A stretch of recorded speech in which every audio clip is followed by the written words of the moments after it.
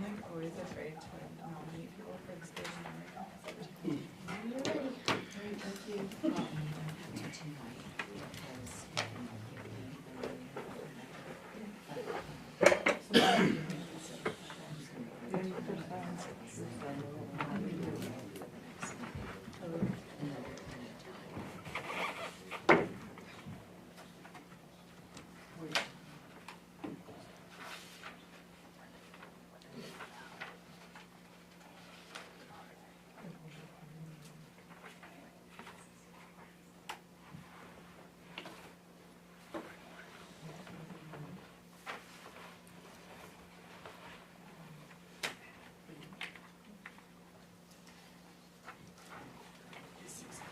You guys all set? Mm-hmm. All right, we're gonna call a regular select board meeting to order this evening, Wednesday, May 7th, at 6 p.m. and we're meeting in the town office meeting room here. We have 4 members present of the board. We do expect to have our 5th one here, and so that makes a quorum. If we would please stand and join me in the flag salute. I pledge allegiance to the flag of the United States of America and to the republic for which it stands, one nation, under God, indivisible, with liberty and justice for all.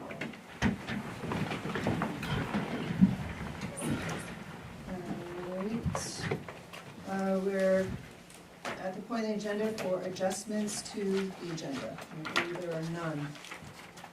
Correct? There are none. Thank you. And for those of you joining, welcome again, and there are agendas up on the stand there if you want to follow along with us. Please sign it. Is that? Please sign it. And please sign it. Thanks. We have a public hearing this evening, and this is for a liquor license renewal for Sunday River Brewing Company located at 29 Sunday River Road, and I will open the public hearing. Are there any comments?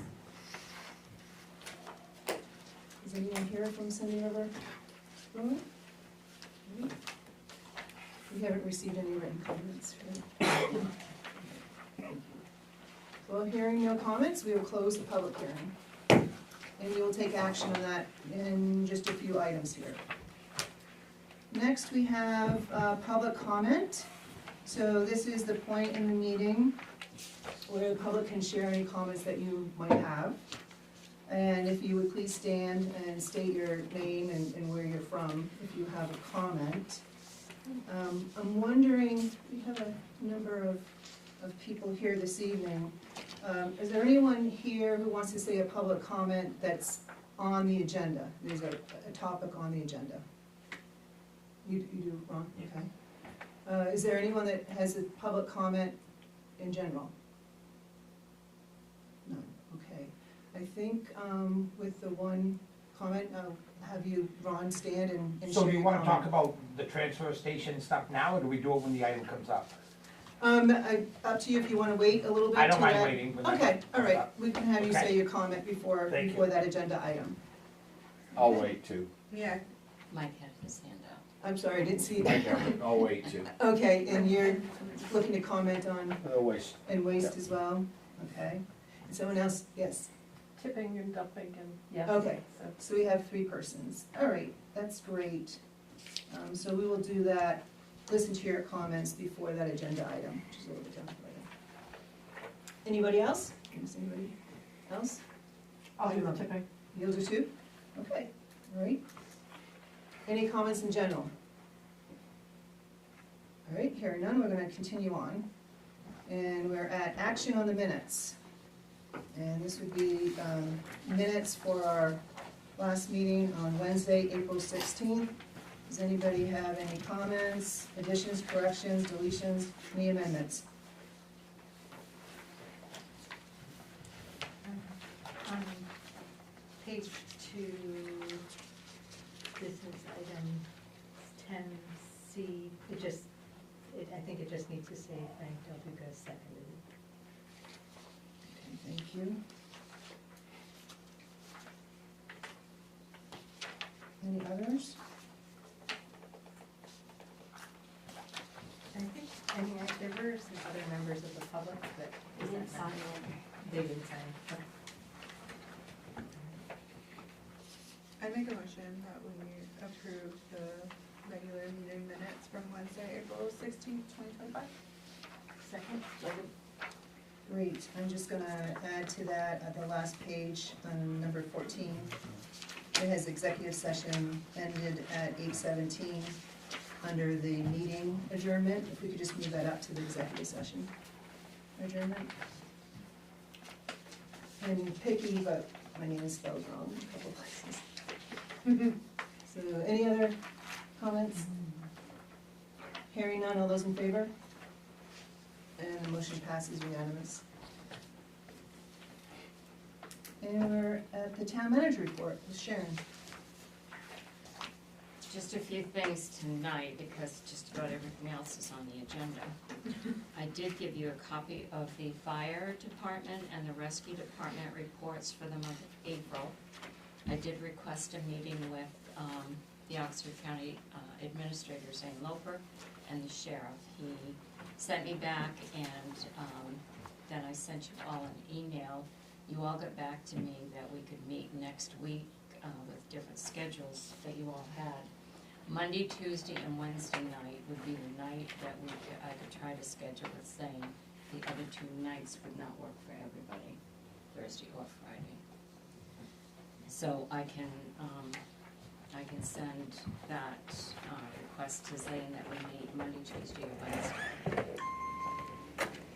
And then, just to update again, the town meeting is June 11th at the Crescent Park School. Voting is at the American Legion, 8 to 8 on June 10th.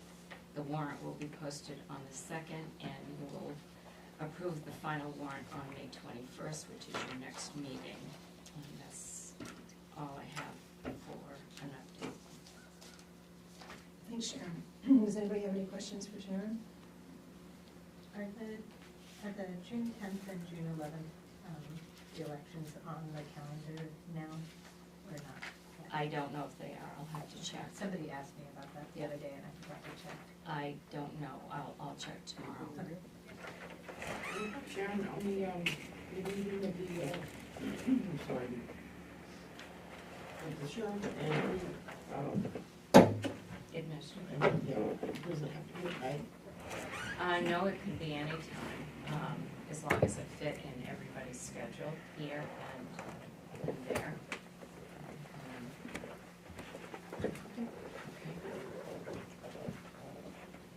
Any other questions for Sharon? All right, well, thank you very much, Sharon. As you probably guessed, we are joined for the meeting with Town Manager Sharon Jackson and also Tracy Walker, our Deputy Clerk. She does the minutes. All right, we'll continue on, and we have department head reports. As Sharon stated, we do have two written reports, one from Bethel Fire and one from Bethel Rescue that's on your packet on your seat, at your seat. And we continue on to our business items. So our first business item, 10A, is discussion and action to approve the liquor license renewal for Sunday River Brewing Company, 29 Sunday River Road. Make a motion. I'll second. I make a motion that we accept the, approve Sunday River Brewing's application. All right, thank you. So you have that, Tracy, a motion by Frank and a second by Merrill. Questions, comments? So if it goes on order. All right, hearing none, all those in favor? And the motion passes unanimous. That brings us on to 10B, discussion and action to approve the 3-year contract, July 1, 2025 through June 30th, 2028, for solid waste services at the transfer station to Archie's Inc., LIWS of New England, Mexico. And you have that information in your packet, and I would turn it over to Sharon to understand it more. Thank you. So on we submitted bids this year. We haven't sent bids out for several years here for solid waste services. We had 3 bidders. We had Archie's Incorporated from Mexico, Casella Waste, and 207 Waste LLC, they're out of Naples. At the bid opening was myself and Scott, the Public Works Director. Jim Merrill from Casella was here, and so was Jerry Amato with Archie's. I've given you the spreadsheet showing all of the bids, and the low bidder was Archie's overall. And Scott and I both recommend that we award the 3-year contract to Archie's of Mexico, and that covers all of the tipping and hauling from the transfer station only. Questions? What are we gonna do about the other, the dumpsters? You can talk about that in the next agenda item. Separate. They are separate. It was not bid out because the Solid Waste Board Committee met and they decided that they were not going to continue with that service. And you may recall you were on that committee as well. So that was not bid out. Only the services at the transfer station were bid out. So that was taken off the last bid when the town bid quite a few years ago. And I pulled that package from back then, and there was only one bidder at the time. And I figured that nobody else bid that because the curbside and the dumpster pickup, the way it's done with Casella, was on there. So this, as I explained to you, there really are 3 components of the tipping and hauling here. The first one is all of the tipping and hauling from the transfer station. The second component is the tipping that the town pays for everything that's in the Casella dumpsters that the residents have at their sites, and also curbside pickup. And then the third component is scales to be discussed as well. So the spreadsheet is very, I think, detailed, which we can talk about all of that in the next item on the agenda.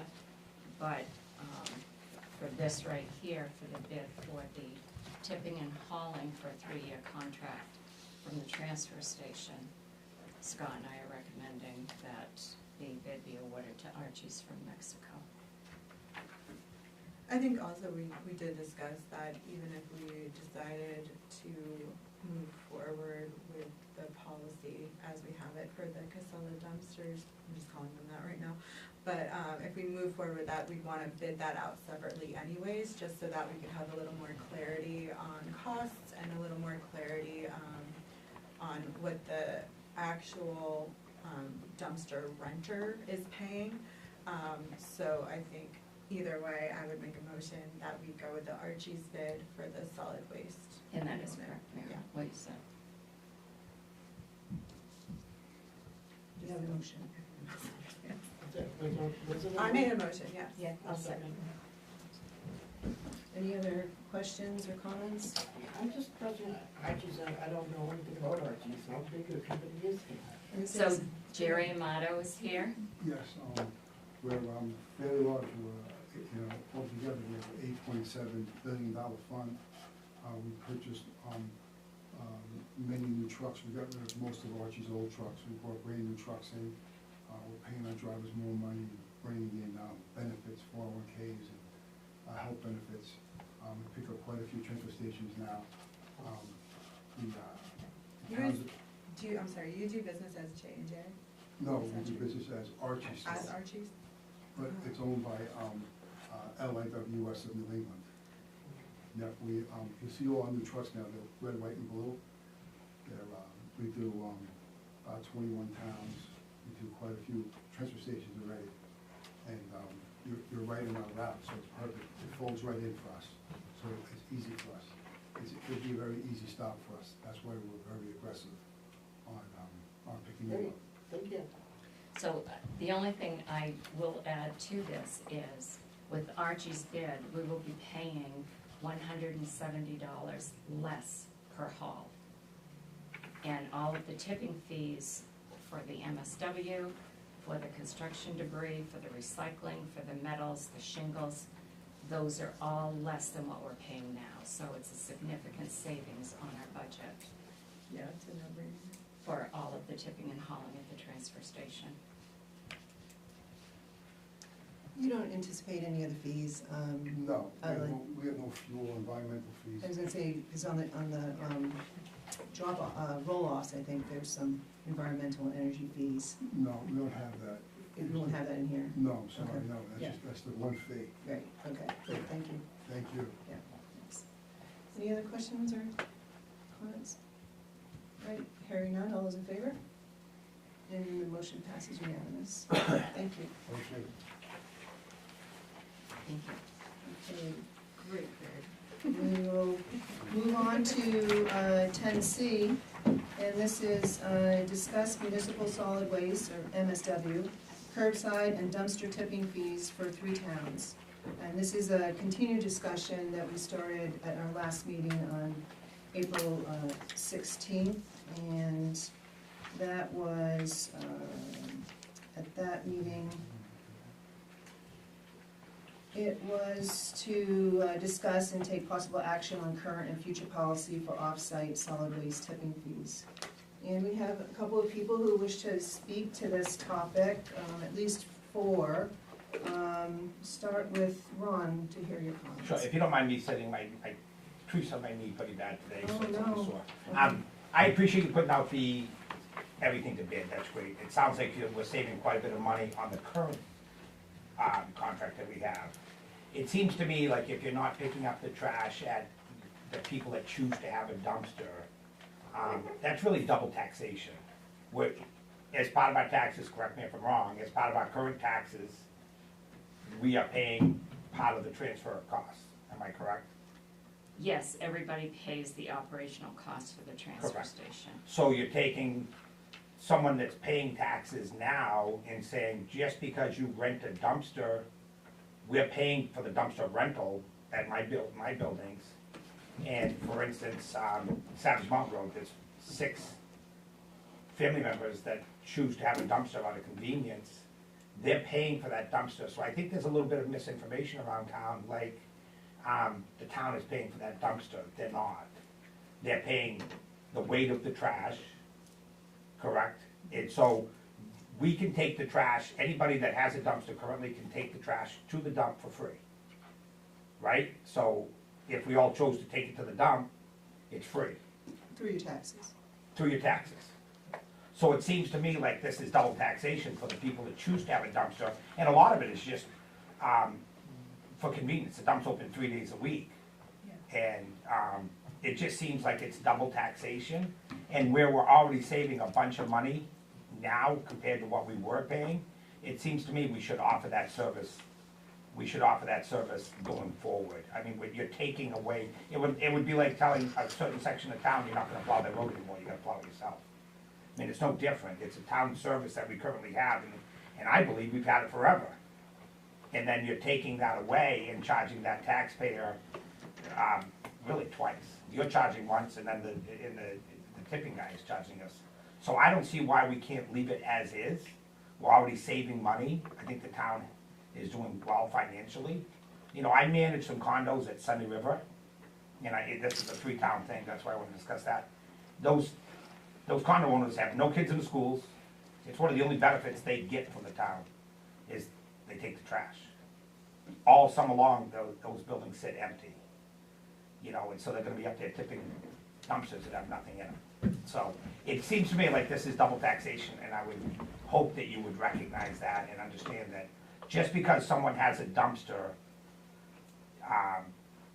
doesn't mean the town is paying for their dumpster rental. We're getting those as a convenience, but really, we're a substation.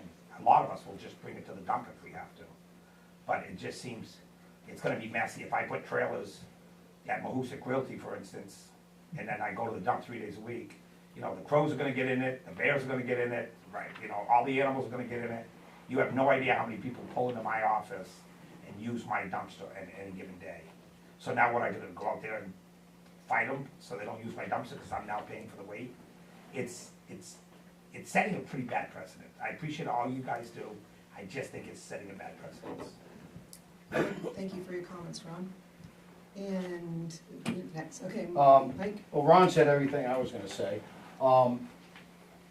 I think Ron hit the nail on the head, and I think if you guys go through this, I think you are penalizing the good businesses of this town, honestly. Because we can dump it for free, so you're penalizing us because we use a service. Thank you, Mike. And I have two more. Yes. Sue Radway, 753 Grover Hill Road. I recognize I am new to town, but I have been a part-time resident for 20 years in the area and was not aware and understanding tipping fees or dumping fees, but certainly feel that if my taxes are paying for that, I am going to the transfer station myself. I choose not to have a dumpster. Sorry, I understand businesses need a dumpster, but I'm not sure how my taxes need to support the cost of a business. It's a business cost. And I'm most curious, I guess if that was part of the information in the paper, maybe I'd understand better what actually that cost is to the town in the budget for those tipping fees for a year's budget. Thank you, Sue. And Robin, Hi, would you? yeah. Robin Bennett, Sudbury Inn. Pretty much they've summed up everything that I've wanted to say. I didn't really understand the whole tipping thing, so that's kind of why I'm here, to get a better view of what's happening. And also too, if as a business owner, if I'm already paying for the transportation through my property taxes or whatever and stuff like that, and I'm paying Casella, you know, an exorbitant amount of money every month to pick up my garbage, why would I get taxed on top of that? So that's what I'm trying to understand, the whole thing of how this comes about. And also, if you are gonna, you know, put the tipping fees on customers, how do you break it down? Is it gonna be businesses get charged more, do residential, you know, get charged less? Like, where's the boundary of how you would spread out the tipping fees throughout the community, so, you know, I'm not getting charged more, versus somebody else who already has a dumpster, but they're not getting charged as much as me. So I just wanna make sure it's all fair. So, and also too, like Ron said, people come into my driveway all the time. I've put up signs on my dumpsters that says this is not a public dumpster, but you can't stop people from throwing stuff in your dumpster, especially at night. I come in the morning, you know, and there's other garbage in there. I don't feel like I should have to lock my dumpster. And then my other last question would be, if we are getting rid of Casella as a whole for the transfer station, is Casella still staying on for all the other parts of it? You know, are they picking up people's trash, or are they still coming to my establishment? And, you know, how is that gonna work? Can you explain that? Yeah, is there anybody else that Can I have one wanted to say? follow-up to that, please? Do you mind? Follow up, okay.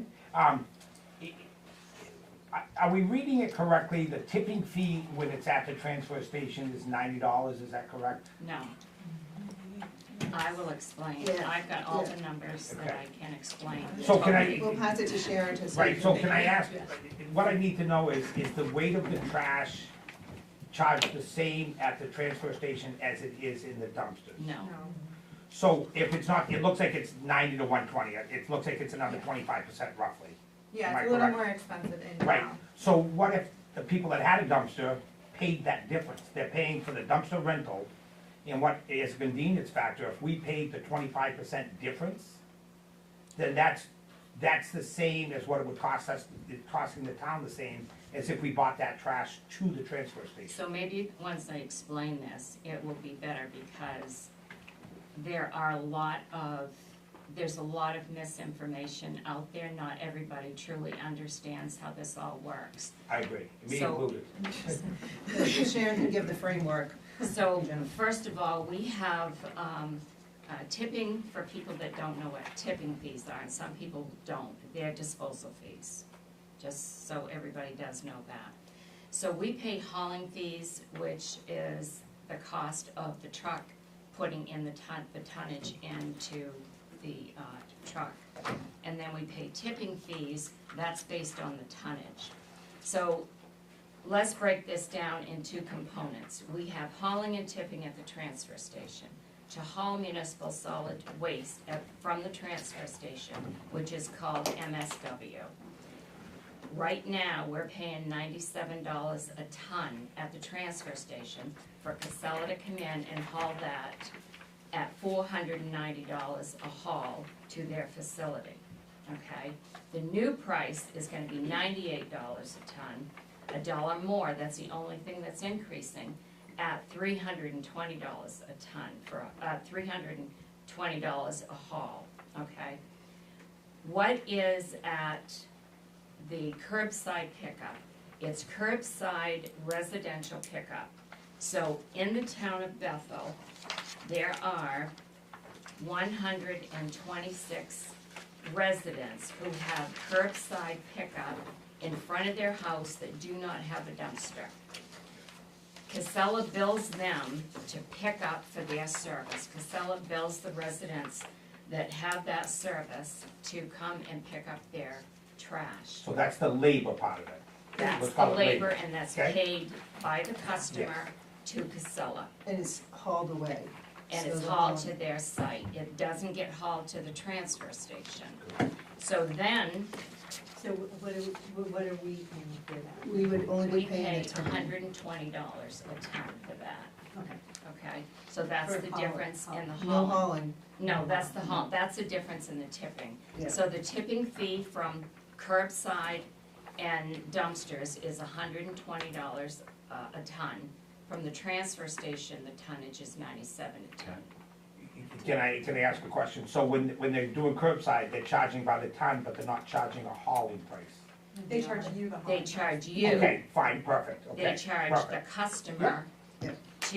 you get a bill once a month or quarterly, however you get it, and they charge you to pick up your trash. And the taxpayers are paying for the weight that's sitting out in the dooryard, but the homeowner's paying for the labor, Yes. Yeah. okay? And Perfect. so, and Casella bills the town of Bethel once a month, two separate bills. One that's everything from the transfer station, one that's everything from curbside and residential.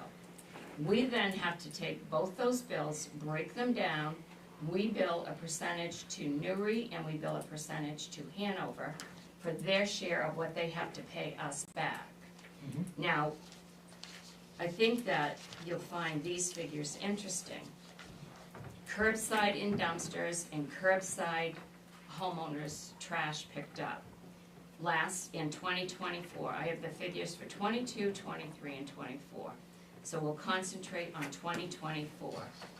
2,523 tons of tipping that came from curbside and residential at a cost of $120 a ton. The town paid Casella $302,760 for that curbside pickup. Yes, as residents and businesses, you all pay a portion of the transfer station budget. That includes the people that work there, that includes everything, every expense from the transfer station. I don't call this double taxation because whoever has a dumpster, usually businesses do have dumpsters, and it's for convenience to have a dumpster so that they don't have to take, especially residents, businesses who have restaurants, so they don't go to the transfer station. It's more convenient. So you're paying for the convenience of a dumpster, okay? You could take your trash to the MSW to the transfer station, and it wouldn't cost you. But typically, people who have dumpsters, it's a convenience for them. So, the town of Bethel has 163 Casella dumpsters. I'm gonna have, this is the current information that I have that I was provided with by Casella, and they're going to update these numbers by Friday. but they're still pretty close. That's 163 in Bethel. 163 dumpsters in Bethel only. Yep. There are 72 dumpsters in Newry. There are 2 dumpsters in Hanover. Hanover's dumpsters, because there's only 2, get dumped in Bethel's, and we pay for Hanover's 2 dumpsters. Residential curbside pickup, if you don't have a dumpster but your trash is picked up in front of your house. 126 curbside, which is still factored at $120 a ton. And none in Newry, and none in Bethel, in Hanover. So that's the breakdown on the numbers, okay? So, I have a quick question, a logistical question. When we're talking about the tipping fees for commercial, and we're talking about what we bill out to Newry and Hanover, is that based on a percentage? Or is that based on what their dumpsters are actually producing? has nothing to do with the dumpsters. That's what I thought. It's a percentage, there's That 2 we- different in the percentages, contract. but it's all the operational costs. The top of the bill is a certain percentage for the 3 towns. The bottom of the bill is a separate percentage, but it's based on what's in those 2 categories. Going forward, when the new interlocal agreement is updated after not being updated for 25 years, there'll only be 1 percentage for each of the towns. So then, the other point I would like to make is, if you want curbside pickup, that's fine, I don't have any problem with that. You just have to know that $300,000 is added into your tax bill that is added into the transfer station budget that we have to budget for that service, to pay for residents or businesses instead of them paying for that tipping. You want that to be covered? Approve the scales, because with the scales, we lost in 2024, $297,000 in, Potential. yes, for construction debris. If we would've had scales and everybody that brought in construction debris at the transfer station, we would have taken in $297,000, that's your offset. The way I look at it is, I'm a selectman in another town, I'm a homeowner that has trash, I don't wanna pay for businesses' trash, I wanna pay for my trash, whether I get a dumpster or go to the transfer station. So when I looked at the transfer station budget here being over $800,000, the budget now that we just approved is just over $500,000, because we can reduce over $200,000 out of it, because I anticipated getting in a lower bid than what we had, based on other bids from other towns that I just opened up. And I knew that we could get a better haul and a tipping fee. So I even estimated high on our budget. So even the number I have in the budget for the transfer station, based on the cost that we just pulled in now with the Archies, our budget's gonna end up being a lot lower. So that's one component of it. The other component is, do you want to continue the service of having curbside pickup in dumpsters and/or what is actually curbside pickup for residents to have their trash?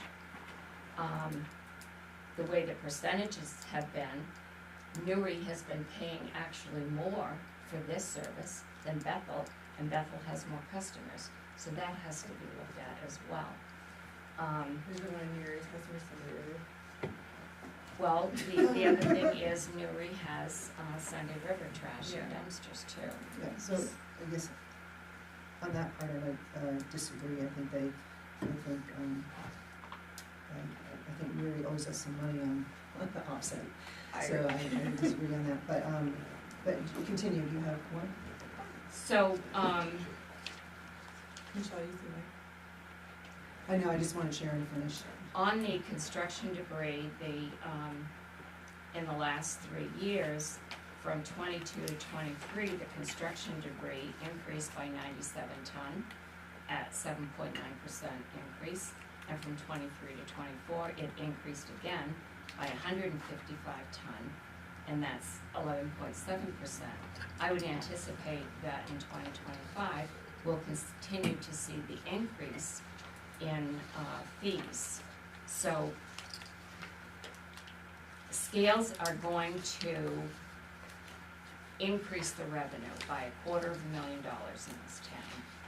So I really hope people support the scales and put them in. They'll pay for themselves in the first year. On the other hand, if you want to continue with the curbside pickup, that will pay for it. But do you want the budget increased by $300,000 to keep that service and continue to pay? I'm here to put everything in front of you, cost-wise, and to me it makes sense the way I have it put together, so. And I just wanna say on that, the cost, so Bethel manages the transfer station, so it fronts, all the money, so when you hear the 300,000, 302,000 for the offsite, all the offsite, tipping fees, we do have offsetting revenue, I just wanted to make sure you understood that comes in from Murray and Hanover to offset that $300,000. So Mike, you had a question? Yeah, I have a question.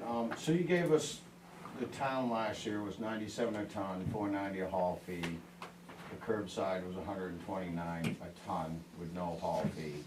What is the dumpster numbers per ton and the delivery fee? The what, Mike? What is the per ton rate for the dumpsters that they're picking up? I have no idea. And the haul fee? That, they call it a haul, but you have to, you know on your bill, if you have a dumpster, I can't tell you what your dumpster fee is. I'm not talking the dumpster fee. I'm talking, what does the town pay per ton for them hauling the dumpsters We there? don't pay that, we only pay a tipping fee. Okay, The but- resident pays, the Okay. resident What pays is that ton fee, the tipping fee for the dumpsters? $120 Okay. a ton. Is there a haul fee? No. No. No, because that you pay it as a resident and or business owner. Right, so, I appreciate us all learning this. So the question is, when they're hauling, when they're charging that tonnage, so if we break down the 90 some odd dollars from the transfer station plus the trucking fee, what does that figure out per ton? Does anybody have that figured out, the total per ton? Like the 90 plus, how many tons are hauled in the truck that are $450 haul fee? How many tons are they hauling, do you know? Is it from the transfer station? Hold on. Yeah, because they're charging us a haul fee and they're charging us for the tonnage, There was correct? 56. So what I'm 56 wondering, in it almost seems like it's cheaper per ton 56. to have curbside than it They're is hauling to, 50 tons at a time? No, they're hauling 56 times last year. I would guess That's it, the number. it may vary, right? Do they just haul once a week and it may be. which what I'm trying to figure out is if we're paying, call it That's 90, construction. and then we're paying a $450 trucking fee. MSW. Right. What does that average out per ton of trash? Cause it almost seems I like can do it's, that math. Give me a it second. almost seems like it's cheaper for the curbside when there's no tipping fee.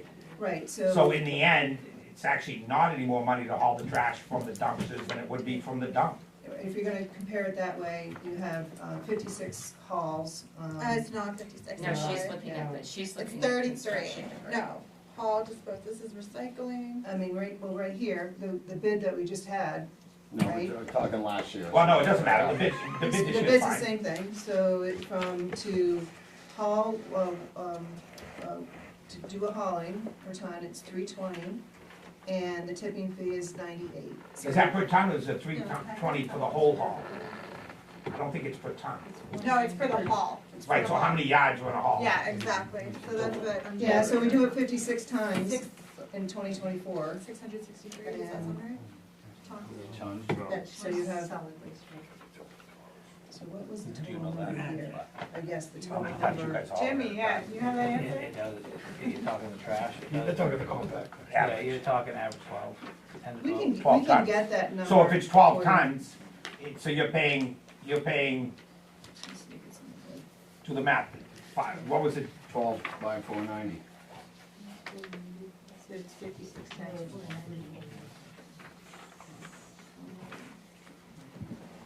municipal solid waste. And while you guys are figuring that, in defense of the businesses, I think one thing to also look at is when you have a business, you have no kid, that property taxpayer, I'm one of the assessors, so I understand this a little bit. That building doesn't create any school budget, right? There's no kids in a school in a business. So you've got some homeowners that have 6 kids, right? Which the taxpayers pay for those kids to be educated, which we all should, be educated by. But a business has no kids in the school district. Yeah, they generate more trash, but you talk about it's a convenience for you talk about the fact that it's a convenience for the business not to have to go to the dump. But if a restaurant's open 7 days a week, the dump's open 3 days a week. How do you store your trash in a convenient, clean, way that's not getting blown over the neighborhood or having animals going to it? It's not an easy logistical thing. If the dump was open every day, a lot of people would go. But I think you're gonna find that if you don't offer the curbside or the dumpsters, the dump's gonna be overwhelmed with cars. It's already busy enough down there. Then you put scales in, and you have other people showing up, you know, that typically pay for the convenience of the dumpster. It's not cheap to rent dumpsters. I pay a lot of money at Mahoosic for those dumpsters. You know, we're not doing it to try to be cheap.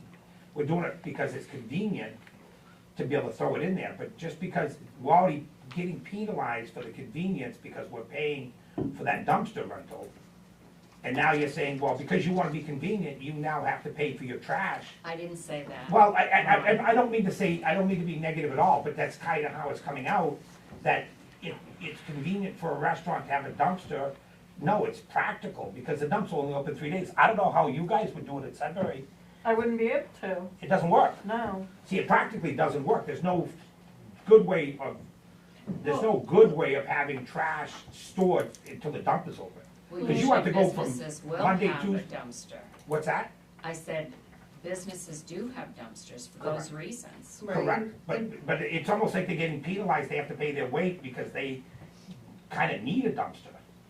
No, I hear. And it's the taxpayers, you know, the taxpayers are the ones that are supporting these restaurants. I mean, they go to the restaurant. So, I mean, there's nobody's gonna win here. It's just a matter of what's fair. And I think in fairness, if you have a new contract and your numbers are down, even with curbside, even with dumpster tipping fees, I think the budget's still down. Well, thanks again for your comments. Does You're welcome. anybody have anything different to say than what's been I said? just wanna follow up on the numbers that were just given Yeah. and going through here.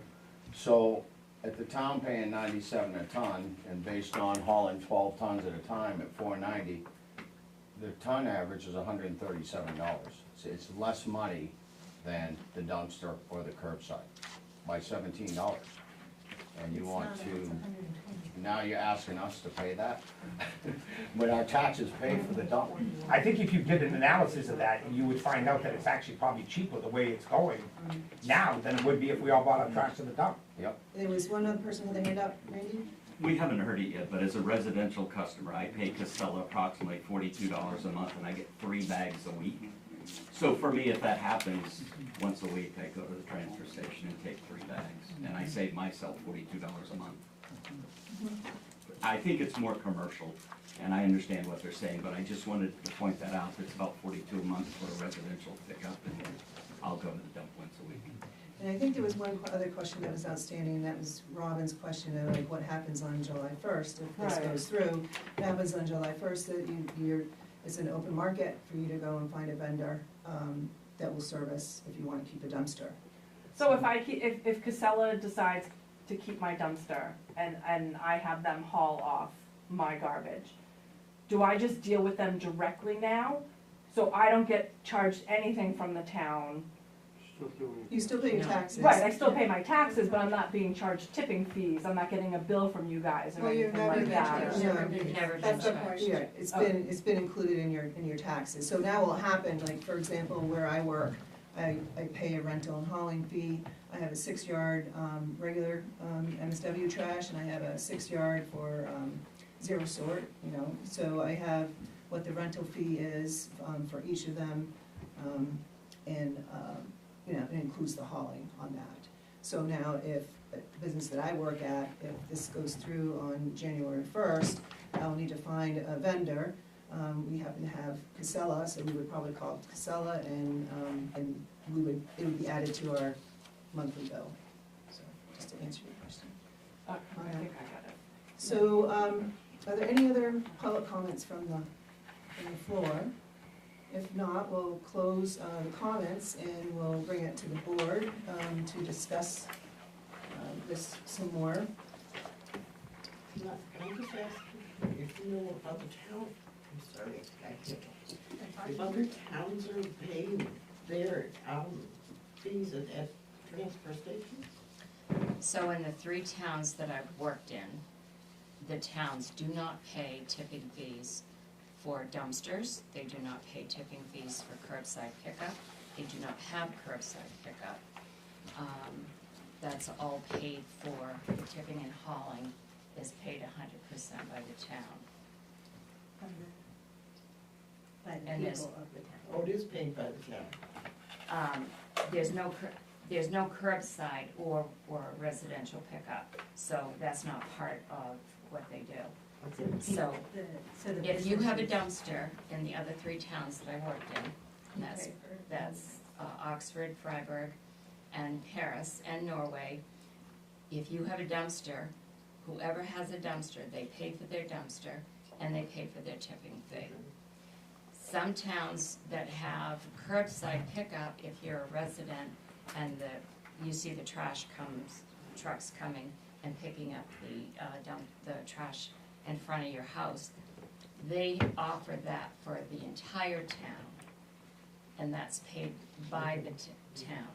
And in a lot of those towns, they don't have, that's what they have. Well, it's And- more like city type. Yes. That's what Lewiston And does, Lewiston is does that, it that way. in fact, you pay extra to go to the transfer station, versus the curb offsite. So every town is different depending on what you have on it, but I guess I will offer some comment. I mean, you all pretty know where I stand, that this is a big enough change, I believe, that it should go in front of the voters at the town meeting.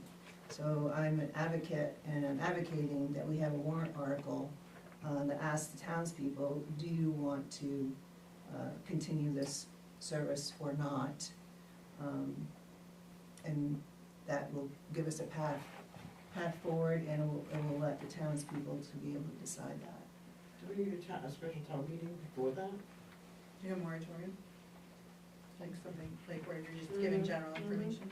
Yeah, that's why I feel like if we're gonna do that, Right. we need to figure out a way to educate everybody, cause there is a lot of confusion, and it's too much to understand that night and really Right. fully process, so I do think we should provide a way to educate people on. And I think we can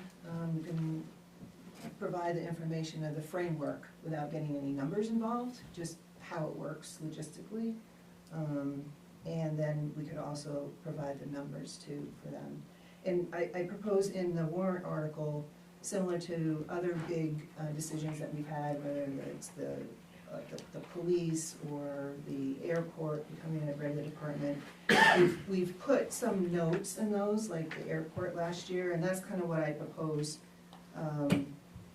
in putting in the warrant article. This is just playing around, is to say, to see if the town will change its longstanding practice of paying 100% of tipping fees, dumping fees, associated with the disposal of municipal solid waste collected throughout the town, and limit its future payment of said MSW tipping fees to only that waste received at the transfer station.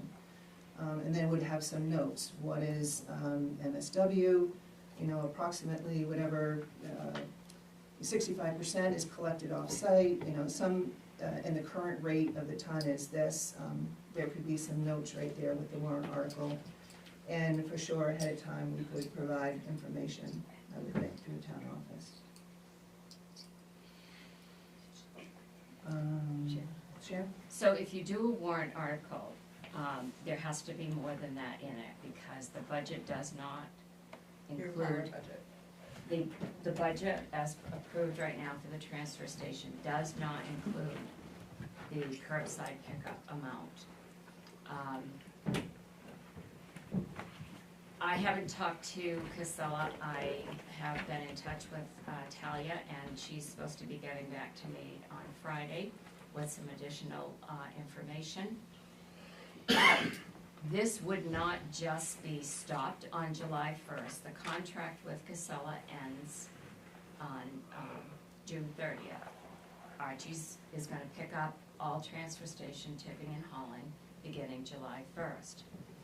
If we continued with Casella for the curbside and residential pickup, we would have to ask them to extend that portion of the agreement to however long, and they would continue to bill us for the tipping and continue to charge the customer for their dumpster or for the service of pickup. In an article asking the voters that, we would need to also include that if they want to continue this service, this is what that service is going to cost, and that appropriation is going to have to be made. Because if they vote to keep the service, we have to have the money to pay. And right now, based on 2024, it was $300,000. So that amount would have to be added back into a warrant article that if they vote to continue that, then they have to approve an additional estimated $300,000 to pay for that curbside. And that's what I would propose, very similar to what we did with the airport. We had the standing article earlier in the warrant, and then later in the warrant, we had, based on the vote of said warrant article, it would raise the, it would ask for the appropriation.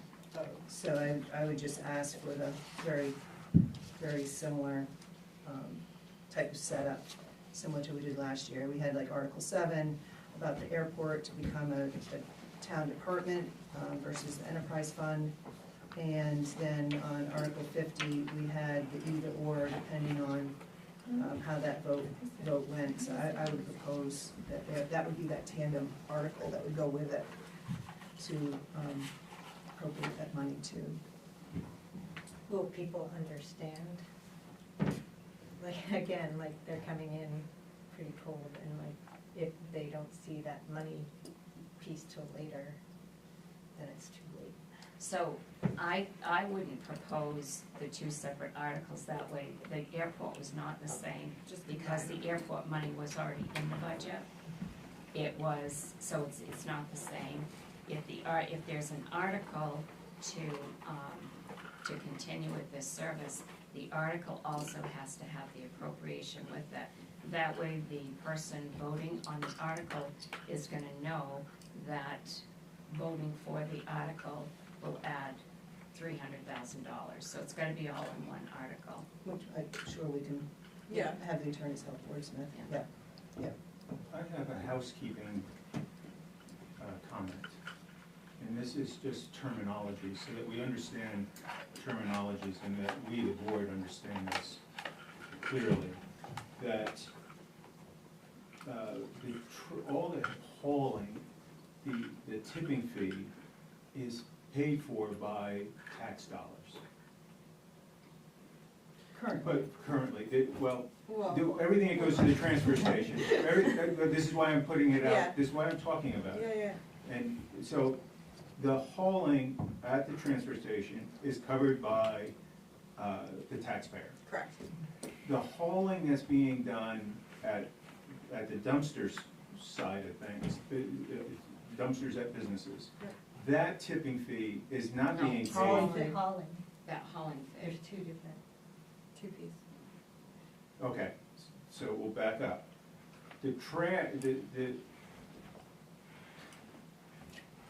So, I have to, I'm not getting this, so. You want me to do The it now? tipping fee is being paid by businesses. So The tipping fee is being paid by the town. Correct, And the tipping fee is being paid at the transfer station by the town. correct. The hauling for businesses is being paid by the businesses. Correct, And the hauling at the transfer station is being paid by tax dollars. correct.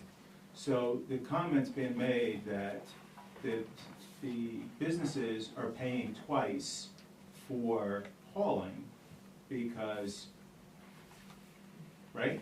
They're paying twice for hauling because it's included in the budget for the transfer station is in the taxes.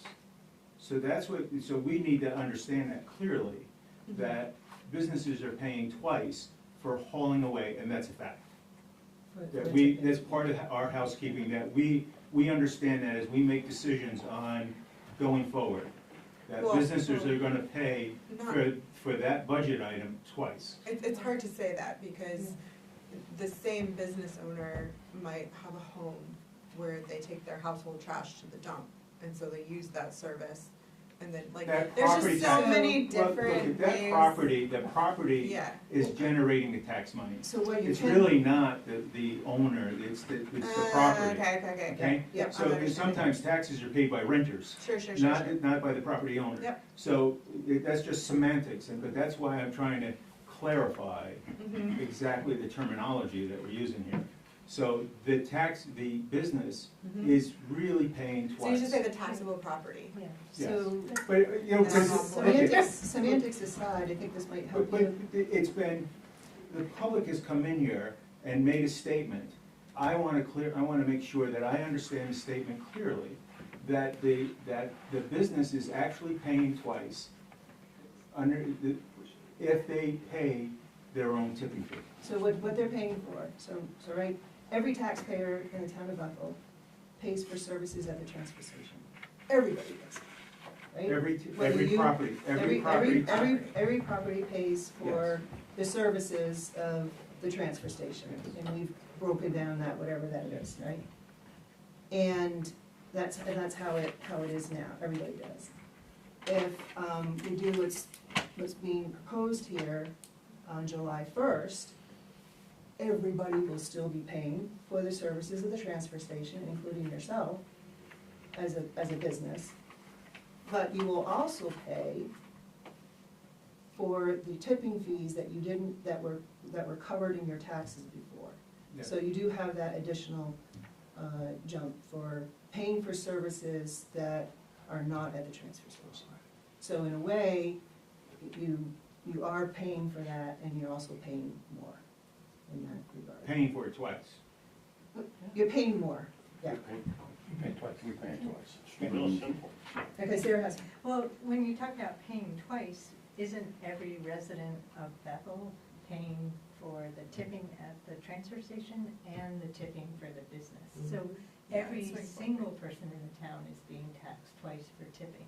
No, So, you're paying for that, the businesses, if they're not bringing it to the dump, you're not paying there, you're paying, it's a whole bundle of trash.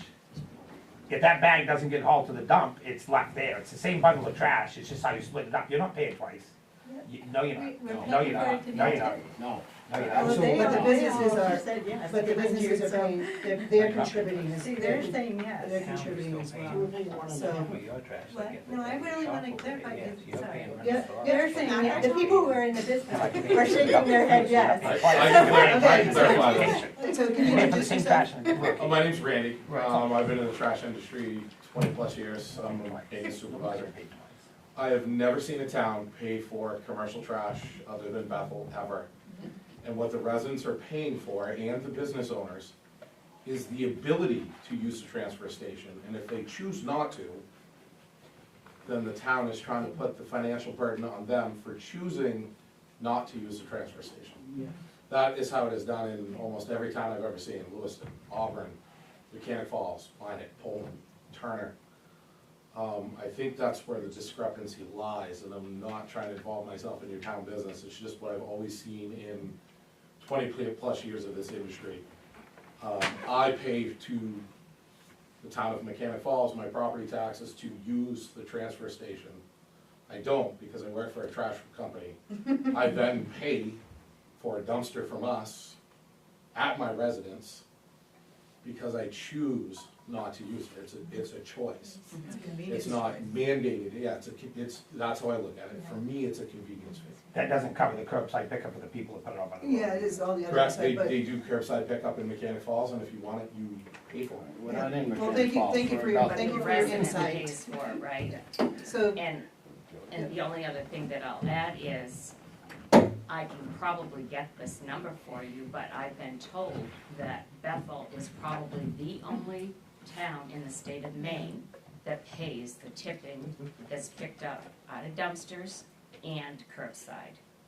I've heard that too. Other than that, it's, I and asked if I them. did a survey with every town in the state, I bet that is exactly what I would find. I heard Rumford picks everyone's up, Who? Rumford, everyone's up. Yeah, but I'm just gonna, That's the Like a survey. town yeah, paper. just one more comment from the floor. You have a Yeah, comment? I'm Chris with Casella. There are a few communities out there that still pay for the dumpsters in the town. It's not a common thing. You have Jay, you have Rumford, Kennebunkport actually just went away from that, within the last couple of months.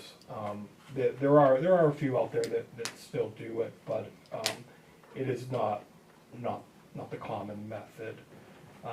And just to be clear, like on the commercial, if you don't mind me explaining, like what would end up happening is if your dumpster, right now, we come and we pick that up, and we charge a service fee for that, for the trucking, and then the town, we put that all in one truck, we bring it to W.H.A.T in Auburn, we dump that out and we bill that. So we don't incorporate in your base fee disposal.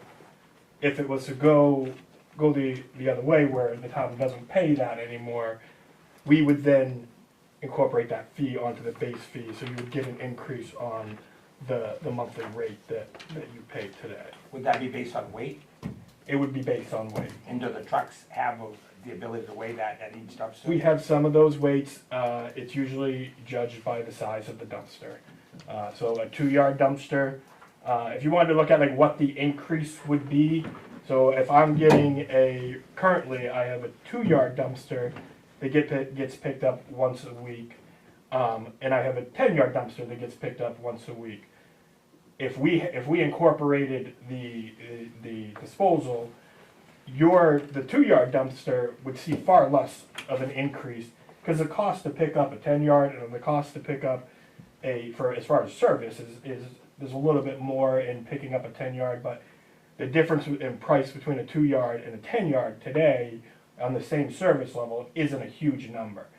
We add the tipping fee into that, the disposal, the 2-yard goes up a little bit, the 10-yard goes up significantly because there's more disposal in that. So frequency of how often it gets picked up, the size of the container would impact what that price would be.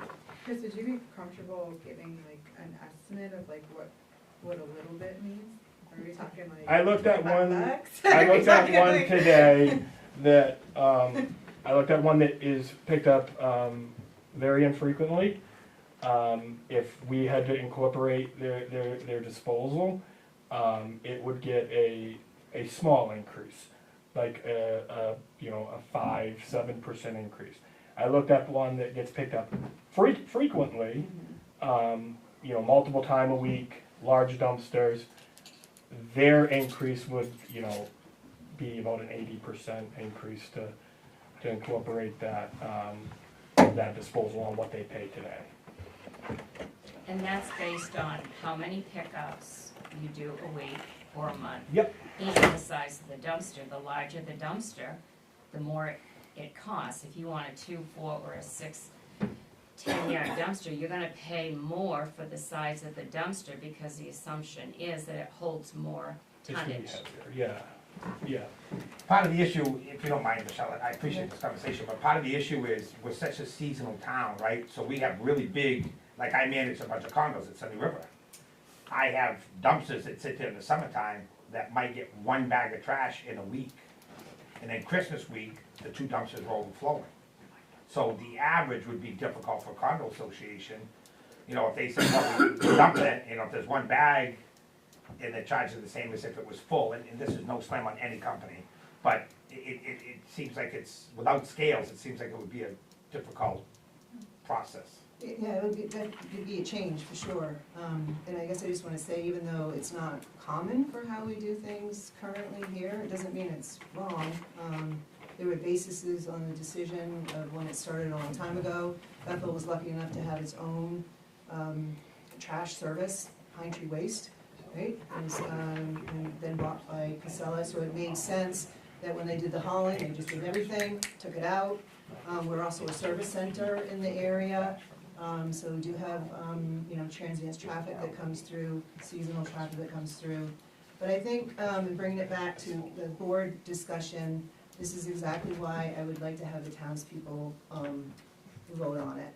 And, give them the chance to, stand in Crescent Park and vote if they wanna have this service or not. And I will make the motion that we put a warrant article on the annual town meeting, as what I had said a little bit earlier, whether to have this service or not, and however we wordsmith it, legalese, to incorporate the appropriated amount if it passes. Second. Would the transfer station be open more if you got rid of residential service? Or are you still gonna keep it 3 days a week? So this is, this is would be part of the discussion, and that's why I'm putting it to the townspeople, Right. is I believe there'll be a shift, right? Maybe, maybe not, but I don't know if we understand truly what the impact will be on the transfer station. Do we need to hire more people? Do we need to buy more containers to offload the waste? Do we need to be open more? I think that's something to find out. But a good question. Michelle, can I ask Chris one more question? Sure. Sorry, I was just one more question, kind of regarding what Ron was speaking to, with like a large 10-yard dumpster, let's say at Thunder River for the condos, that's, getting crammed in the winter and not so much in the summer. Can you reduce the frequency of your Yeah, pickup? it will become more common. I think a lot of people don't do it now because the disposal cost isn't incorporated. Sure.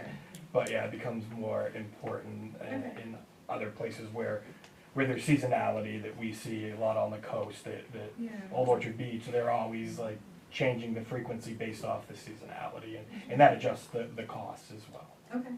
Yeah. So, board, do you have any other comments or questions? I would like to, somehow include the fact that we need to do a special town meeting with some kind of informative moratorium, whatever. The public is gonna need to have more information than just what's on the warrant. Or are you saying we continue as is and then have a special town meeting at another time to address this? Is that what you're saying? No. Not necessarily, no, I thought before it goes on the warrant to the town meeting, that we have a special town meeting. I think, not a special town meeting. You're trying to say like a moratorium or some type of workshop. Stopping it. Yeah, a workshop. Oh, yeah. I think an A workshop informational, or an informational. informational flyer, or something like that, just to get Yeah. information, similar to what we talked about here, logistics. I think even it's covered. crafting like a succinct press release with like all the details that we could have, all the chambers put out to their people. I think we don't necessarily have to have it be an in-person, because as we know, people don't necessarily show up to those. So, I mean, this is very impressive to have so many people here tonight. But I think some type of literature beforehand and discussion beforehand is gonna be crucial, because I do think it's far too complicated. And we haven't even really talked about like the breakdown, like Newry and Hanover are a big part of this as well. And when we're talking about commercial, like I really am interested in knowing what Sunday River's trash is compared to the businesses in town, and is that ratio of what they're offsetting, their offsetting revenue, is that fair? Because, I mean, I'm a little not sure about paying businesses trash fees, but I'm very not cool with doing it for other towns. Like, so, I mean, that's just where I stand on the whole situation. I am a restaurant girly through and through, so I do very much think dumpsters are essential for those businesses. I think yeah, but I mean, if we're talking about a hike to a business of $25 per pickup, then that doesn't feel super substantial to me. If we're talking about businesses really getting creamed, then yeah, like I definitely want to avoid that as much as possible. And I do think there is definitely some benefit if we were to keep the service on kind of putting everybody's dumpsters like a collective bid out so that we can kind of make sure everyone's paying the same amount as far as their renter's fees, service fees, whatever that is. So yeah, I know you had a term for it earlier, I can't remember. Consumer protection. Thank you. Consumer protections, I think are valuable. So I'm still pretty open either way if we continue with this policy. I just think that there's a couple things that we should work out first. Most importantly to me is like the ratios of Newry trash versus Bethel trash, and making sure that Newry pays for Newry and Bethel pays for Bethel. And so that's on. Poor little Hanover. That's on the warrant too. So the refreshed interlocal agreement Yes. between the three towns, you'll see that on the warrant too. Yeah. Any other comments? I mean, just when I'm looking at the whole budget, you know, with solid waste being at for 2025, there's $825,000, well, almost $826,000. There's nothing else besides capital expenditure that's near that number, so, like, we're literally paying that amount of money to just throwing away, like, we're never getting that back. And of course, we're really only about 58% of that. Because we're getting the offsets It's offset. from Newry and Hanover. Yeah.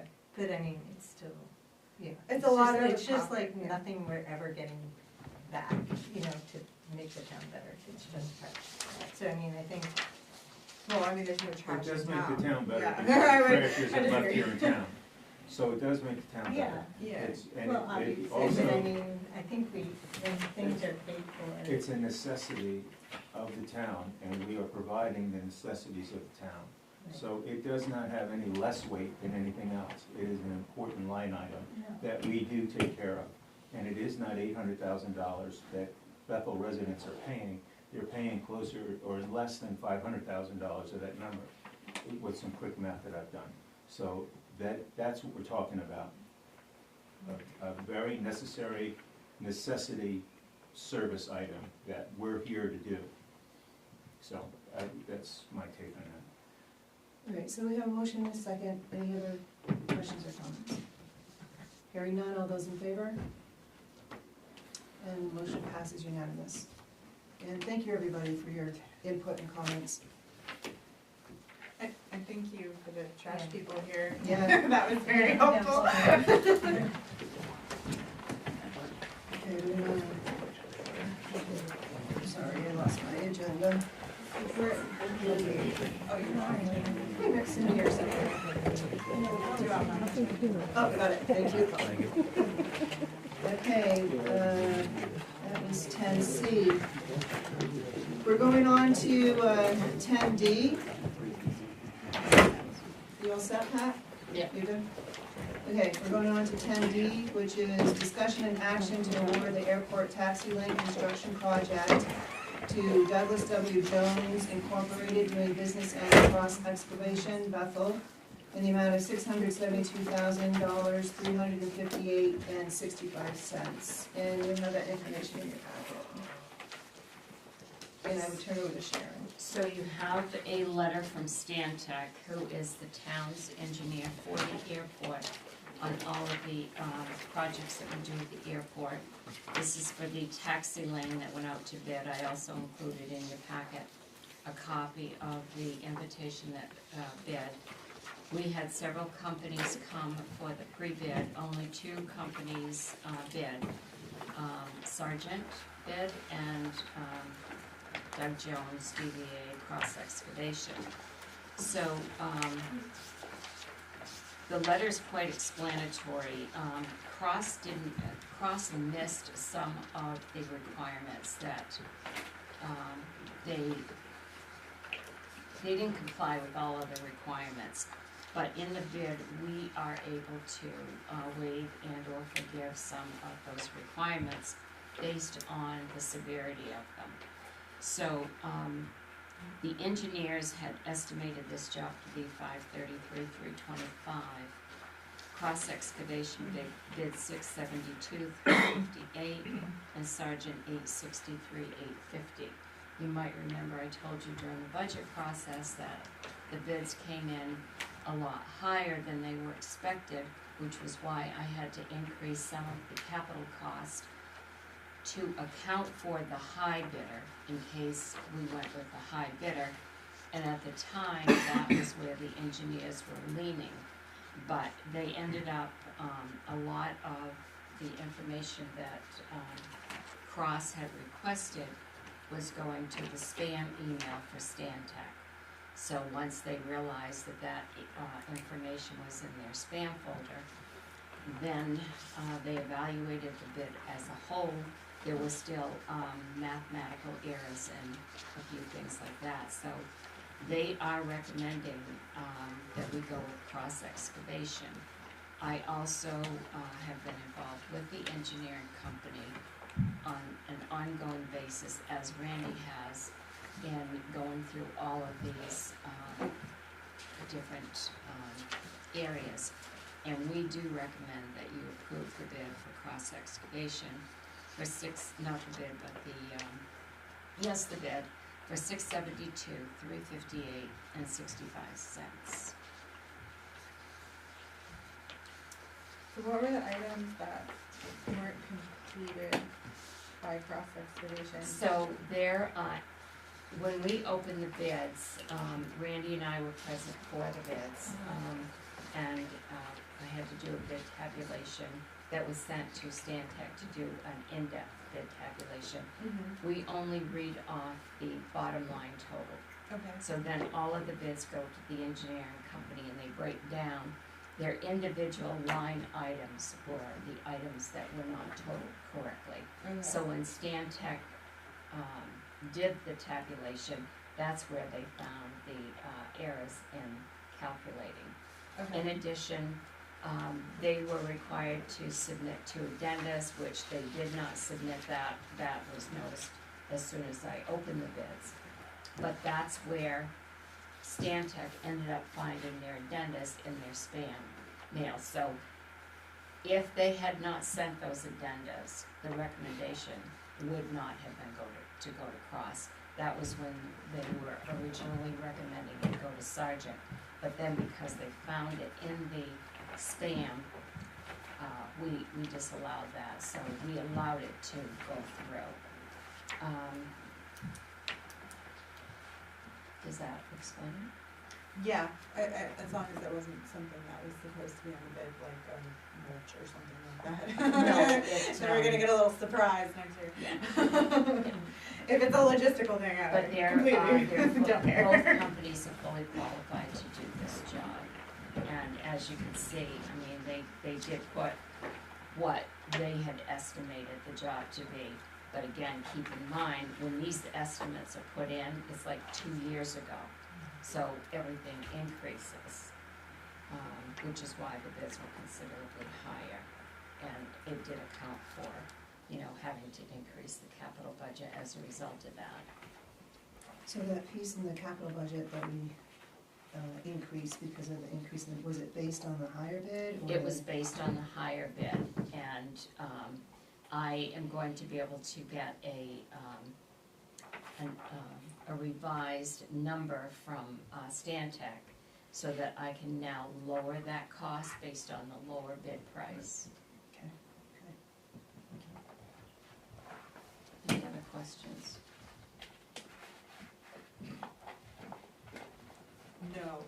And entertain a motion. Is there a motion? I'll make a motion that we award the airport taxi lane construction project to Douglas W. Jones Incorporated, doing business as cross excavation, Bethel in the amount of $672,358.65.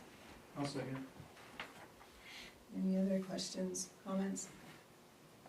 All those in favor? Thank you. And the motion passes, we will, a yes vote now? Yeah. Yeah. Yeah. Okay. Motion What passes choice do we unanimous. have, Michelle? You can always vote no. Not really. All right, we're gonna keep moving on, and we're at 10E, which is review and approve the sewer system development charge, or otherwise known as an SSDC, for the Gearing House. We had this presented to us at our last meeting, and it's been worked on, new information and worked on, and I think you have a revised piece at your seat table. Yes. In addition to what's in your packet. And I would ask Sharon, and I think Courtney's here too. Yeah, oh yeah. Courtney can explain it, but the revised letter from Courtney, and I highlighted it with a highlighter. It was basically a typo, it said 90, it should have been 120, so Courtney adjusted that.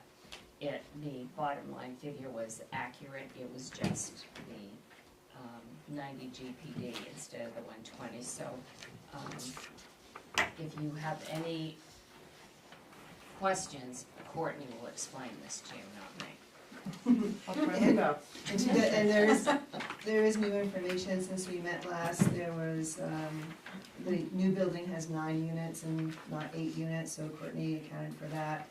And we weren't sure if there has been a regular sewer charge, if that's been paid for all these years, and that was confirmed that that's been paid for, and I think we have a supplement, will be caught up. I went back to 2011, Yeah. and I felt confident that if they were paying then, they should Yeah. probably been paying along.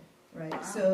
so then this would be an addition to what they're already doing, so I think what you see here is, on the bottom of page, the lower amount on page 2 is the amount if it was just new, but since they had been paying, then we used the differential, I think she used the differential, and that is on top of page 2. So I think, Courtney, if I'm reading this right, you're looking at proposing the SSDC for $2,825.07. That's correct,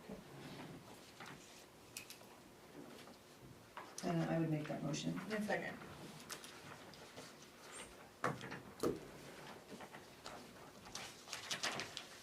Any other questions or comments?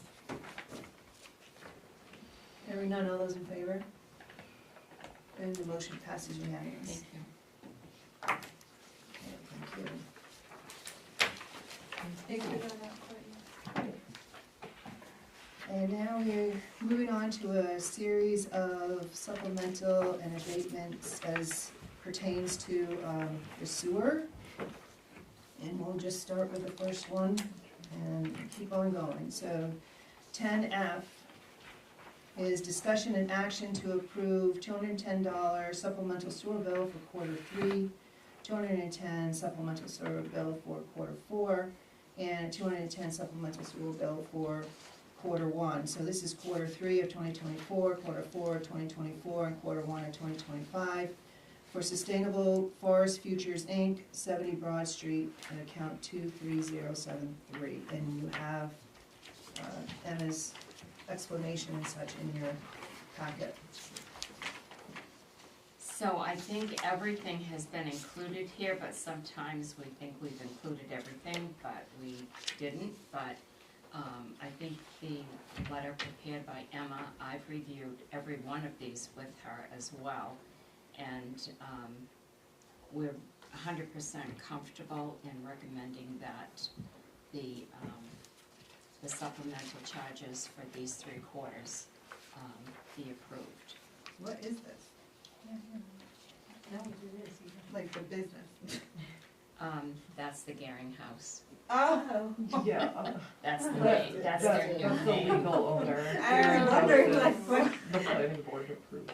Yeah, I don't Okay, know okay. if you knew that or not, but So that's it's that's who it is. The 70 Broad Street, and I knew they were doing a supplemental, so. Okay, that would- so, I would make the motion to approve the 210 supplemental sewer bill for Q3, 210 supplemental sewer bill for Q4, and 210 supplemental sewer bill for Q1 for the Sustainable Forest Futures Inc., 70 Broad Street, account 23073. Second. Any other questions? What happened to Q2? Isn't billed yet. Quarter two. Q2 is billed correctly? Oh, no, we're not We're finished in with it. Quarter 3 and 4 are the Last last year. 2 quarters Oh, of okay. 2024, when we started billing, and then Q1 is the first quarter of Oh, okay. Any other questions? Hearing none, all those in favor? Motion passes unanimous. We're gonna keep moving on to 10G, which is discussion and action to approve $210 supplemental sewer bill for Q3. Same 210 supplemental sewer bill for Q4. And this is for Robert and Myra Sesko at Eden Ridge Condo, account 23071. Information's in the packet. I make the motion to approve the 210 supplemental sewer bill for Q3 and the 210 supplemental sewer bill for Q4 for Robert and Myra Sesko, Eden Ridge Condos, account 23071. Second. Any other questions on this one? Hearing none, all those in favor? Motion passes unanimous. Thank you. 10H, discussion and action to approve a $960 sewer abatement for Janine McDermott, 11 Main Street, account 1660 for Q1 bill. And you have that in your packet.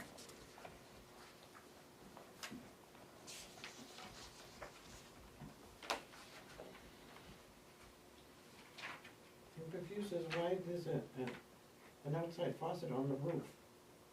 No, they're saying the snow fell off, like the same exact thing that happened to that other house. Snow fell off the roof, hit the faucet. Oh, The faucet okay. was on forever.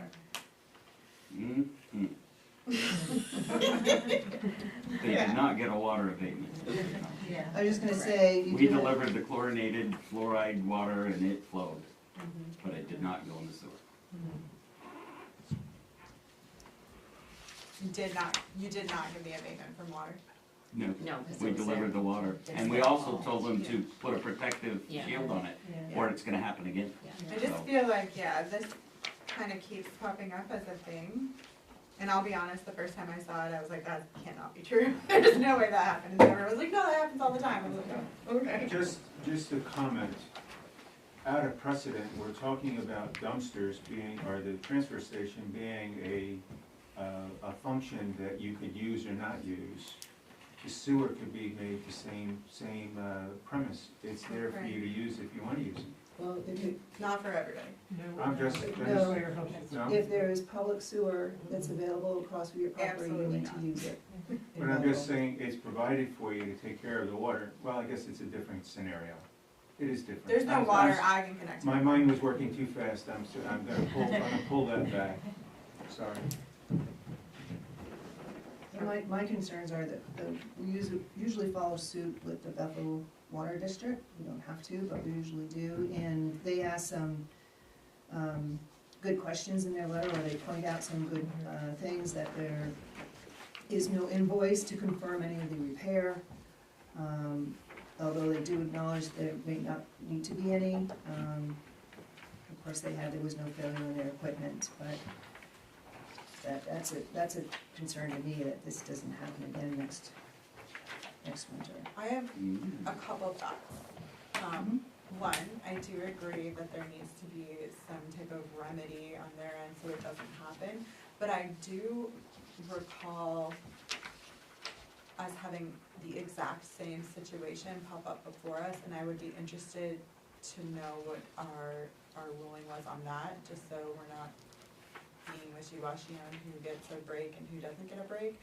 I'm very cool with not giving breaks for this kind of stuff, just because I feel like it's your house and sometimes things break. as I know. So you make some good points. Would you wanna table it? I would like to table Are it. these year-round residents or, They were I can't really tell. right? I don't think it matters I don't know. Well, It it is, is. because to me. it should be their responsibility Yeah. just to know that something like this is happening. Yeah, Year it seems like round. it would have been visible, would think, right? It's just water going into the yard. In the winter. I mean, but if it's not a year-round residence, then that's maybe an excuse. but- I don't think they are year-round residents. So would you make a motion? Oh, yeah, I'll- They are, they do pay the minimum. Yeah, So, actually, the water was not processed. Yeah. The leak was not processed. It is a courtesy to credit them, because things happen. Yeah. My But whole I think your thing, thing is consistency is Yeah. important. I think that consistency is gonna be key. And then we just, we need to be careful about setting the precedent of free water if we say that ice hit our faucet. Sharon? So what I'd like to say about this account here is they consistently pay the 210 for the Yeah. sewer bill. They've never paid more than that. So There is a discrepancy. when you look at this, they're only asking to pay what they've always paid. The meter reading and consumption, because of the problem with the water problem they had, increases the meter reading that we have to use for the sewer. I think that this is totally justified for that reason there. And you mentioned last year there was a case like this, but we didn't do the billing last year. We already know that We we did the have. abatements, though. Right. Yes, you did Yes, the yeah. abatements, but they came from Maine Rural Water. And I actually think this was before that, but I do remember when there was, and. I just wanna make yeah, sure we're doing the I- same across the I board. agree. And on further thinking, I do agree with you that, I mean, if they have a history of 210, and then it's probably obvious that something went awry and that we could give them a break, but I do wanna make sure we've given other people a break in the past before. And that's what we're trying to look at, is what their sewer bill consistently is in making these decisions. Yeah, Going forward with us doing the billing now, we can establish these patterns on how we make these recommendations. And we have our history to go back on and check. Luckily, we have information going back to 2003 that we have now available, like with the Gehring House. Courtney was able to go and research that. But that also takes a lot of time to do that. So this is one of the reasons that we did recommend this, was because of their sewer bill consistently being 210. If it would have been up and down, yeah. then, there would have been probably no justification to do this.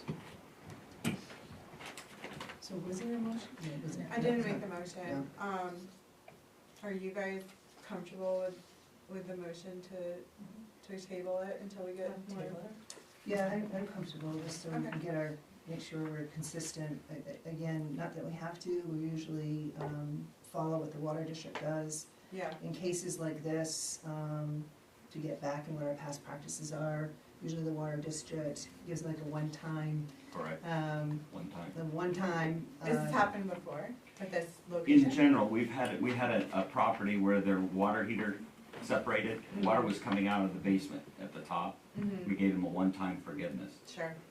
In this case, we're trying to help them help themselves. Mhm. Do something to prevent it, Mhm. and we'll be a little more understanding, right? Right, So help yourself, protect your outside faucets, sure, and this shouldn't have happened. yeah. So we did not forgive it for the water on this one. Yeah. So I don't know why I you would need you just to turn tell it me off. We what pumped it. information you want to bring back.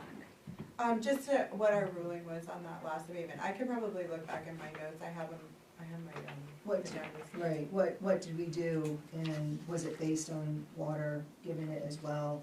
And also typically when there's a situation like this, or there's some incident, we give the one-time forgiveness, we usually have the repair bill that shows that they repaired it, so it didn't happen again. We've asked for that too. But I would agree, just to see if you can look back and see what we did before, based on everything equal. There would have been a water district recommendation or not. Yeah, I Given feel that like it was the information. same exact situation, so it should be easy to pull, and I can look through my notes, so you don't have to do that, I'm sorry. So I'll make the motion that we table this. Agenda, business item 10H. Do we Discussion. take it a date to the next meeting, or? Yeah, to next, well, you can just put it on the table, you take it off the table. Yeah. So we have a motion, I'll second. Right. That's okay, right. and any other questions? Hearing none, all those in favor? And the motion passes unanimous. Yeah, we should come up with like a policy going forward. As far as what we're gonna accept or Or how just we're like gonna what, accept it? no, In just what practice, Michelle, yeah. in practice, what we've done is we've followed suit with the water district, Mhm. because that's where the metering comes in. And they have a practice that they give, if it's on the customer, they have a practice of giving them one-time forgiveness. And also that they do remedial attention to whatever they have. So we've benefited from the work that they've done in the past, and we've followed the water district, and we follow suit typically with what they've done. That's been our practice. Okay, we're gonna continue moving on to 10I. Discussion and action to approve $80 sewer abatement for Ellen and Rick Whitney, 23 Main Street, account 4175 for Q1 bill. And you have that information in your packet. I make the motion to approve the $80 sewer abatement for Ellen and Rick Whitney, 23 Main Street, account 4175 for Q1 bill. Second. Straightforward. Any other questions or comments? There's repairs. And so the water district forgave this one? They did not ask for a abatement from the water Correct. district because they knew they had the water leak. Yeah, okay. However, Yep, they have all their bills here for the repair. yep. So they Sounds good to me. did remediation. Okay. Any other questions? All those in favor? Motion passes unanimous. 10J, discussion and action to approve $39 sewer abatement for Tim Madigan, 536 Fairway, account 113 for Q1 bill. And you have that information in your packet.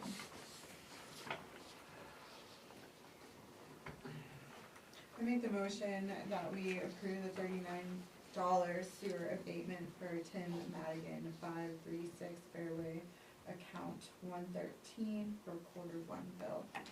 Second. Any other questions? I was just wondering what it meant that his account was set up to be billed based on a consumption of 210 regardless of what meter reads were entered. So in the setup of his account, I had it in there as, there's different ways to set up their account. So if they're flat rate or if they're consumption. So I had him under consumption because we get a meter read for him. But you can also put in a rate. So if it's a flat rate, you put in the rate of 210. He was set up for the consumption, but he had the flat rate in there of 210. So he's automatically billed based off a consumption of 210. Regardless of what reads I enter from the water district, he's always going to be billed based off that 210 because that's entered in there. But that's based on consumption too, because the 210 is the base rate up to 1,500. Right. So But there is some people who are set up as a flat rate of 210 who don't have consumption. If they're not connected to water. We have some accounts that aren't connected to So that's, water. that's different, Yes. right? Okay. Yeah. I was gonna say, I thought That- it was. That clarifies it, Yeah. thank you. Mhm. Okay. That clarifies it. Any other questions? Quick question? Hearing none, all those in favor? And motion passes unanimous.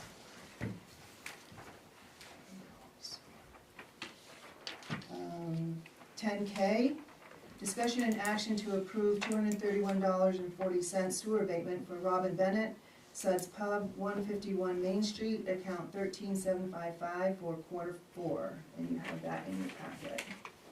I make a motion to approve a $231.40 sewer abatement for Robin Bennett, Suds Pub, 151 Main Street, account 13755, Q4.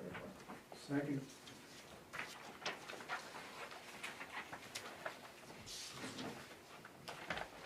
So there are 2 meters, 1 meter. 1 meter. 1 meter. 1 meter duplicate accounts. Yes, they had, with the reports that we got from Maine Rural Water, they had 2 accounts under there for 151 Main Street. One was under a name of Suds Pub, the other one was under R&B Real Estate, so without even really noticing it, I thought maybe they had 2 meters. I spoke with Lucian and he did confirm there is only 1 meter, so they should only be getting 1 bill for 151 Main Street. Thank you. And that building is just the restaurant? The 151 Main Street's the inn, plus the pub and the restaurant. Okay, but one business. One business, yes, yes, it's all, I was getting bills for 3 different businesses. Got it. So I was getting for owning the business, the operating company, and then for Suds Pub, and it's one entity, not 3.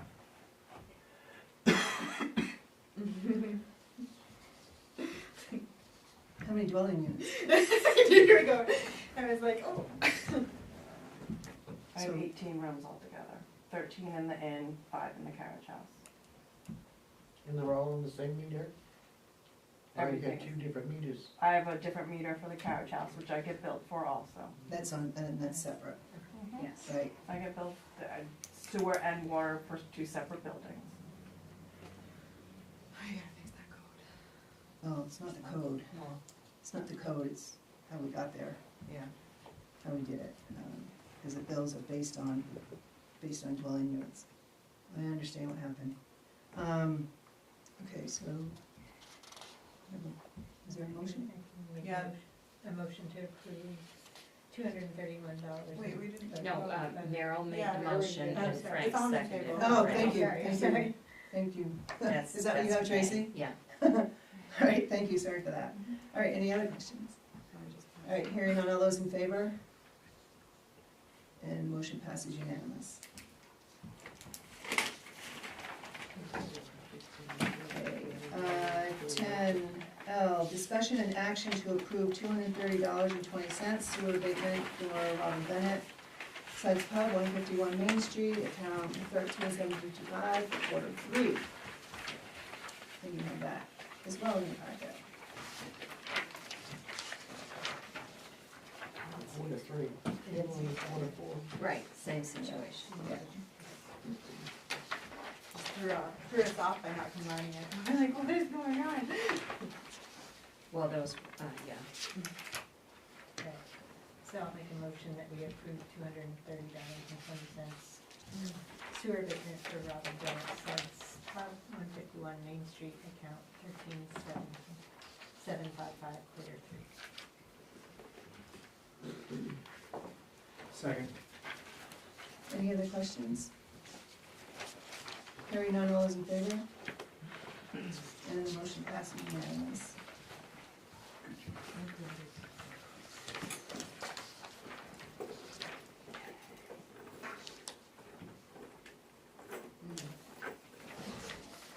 Alright, we're gonna continue 10M.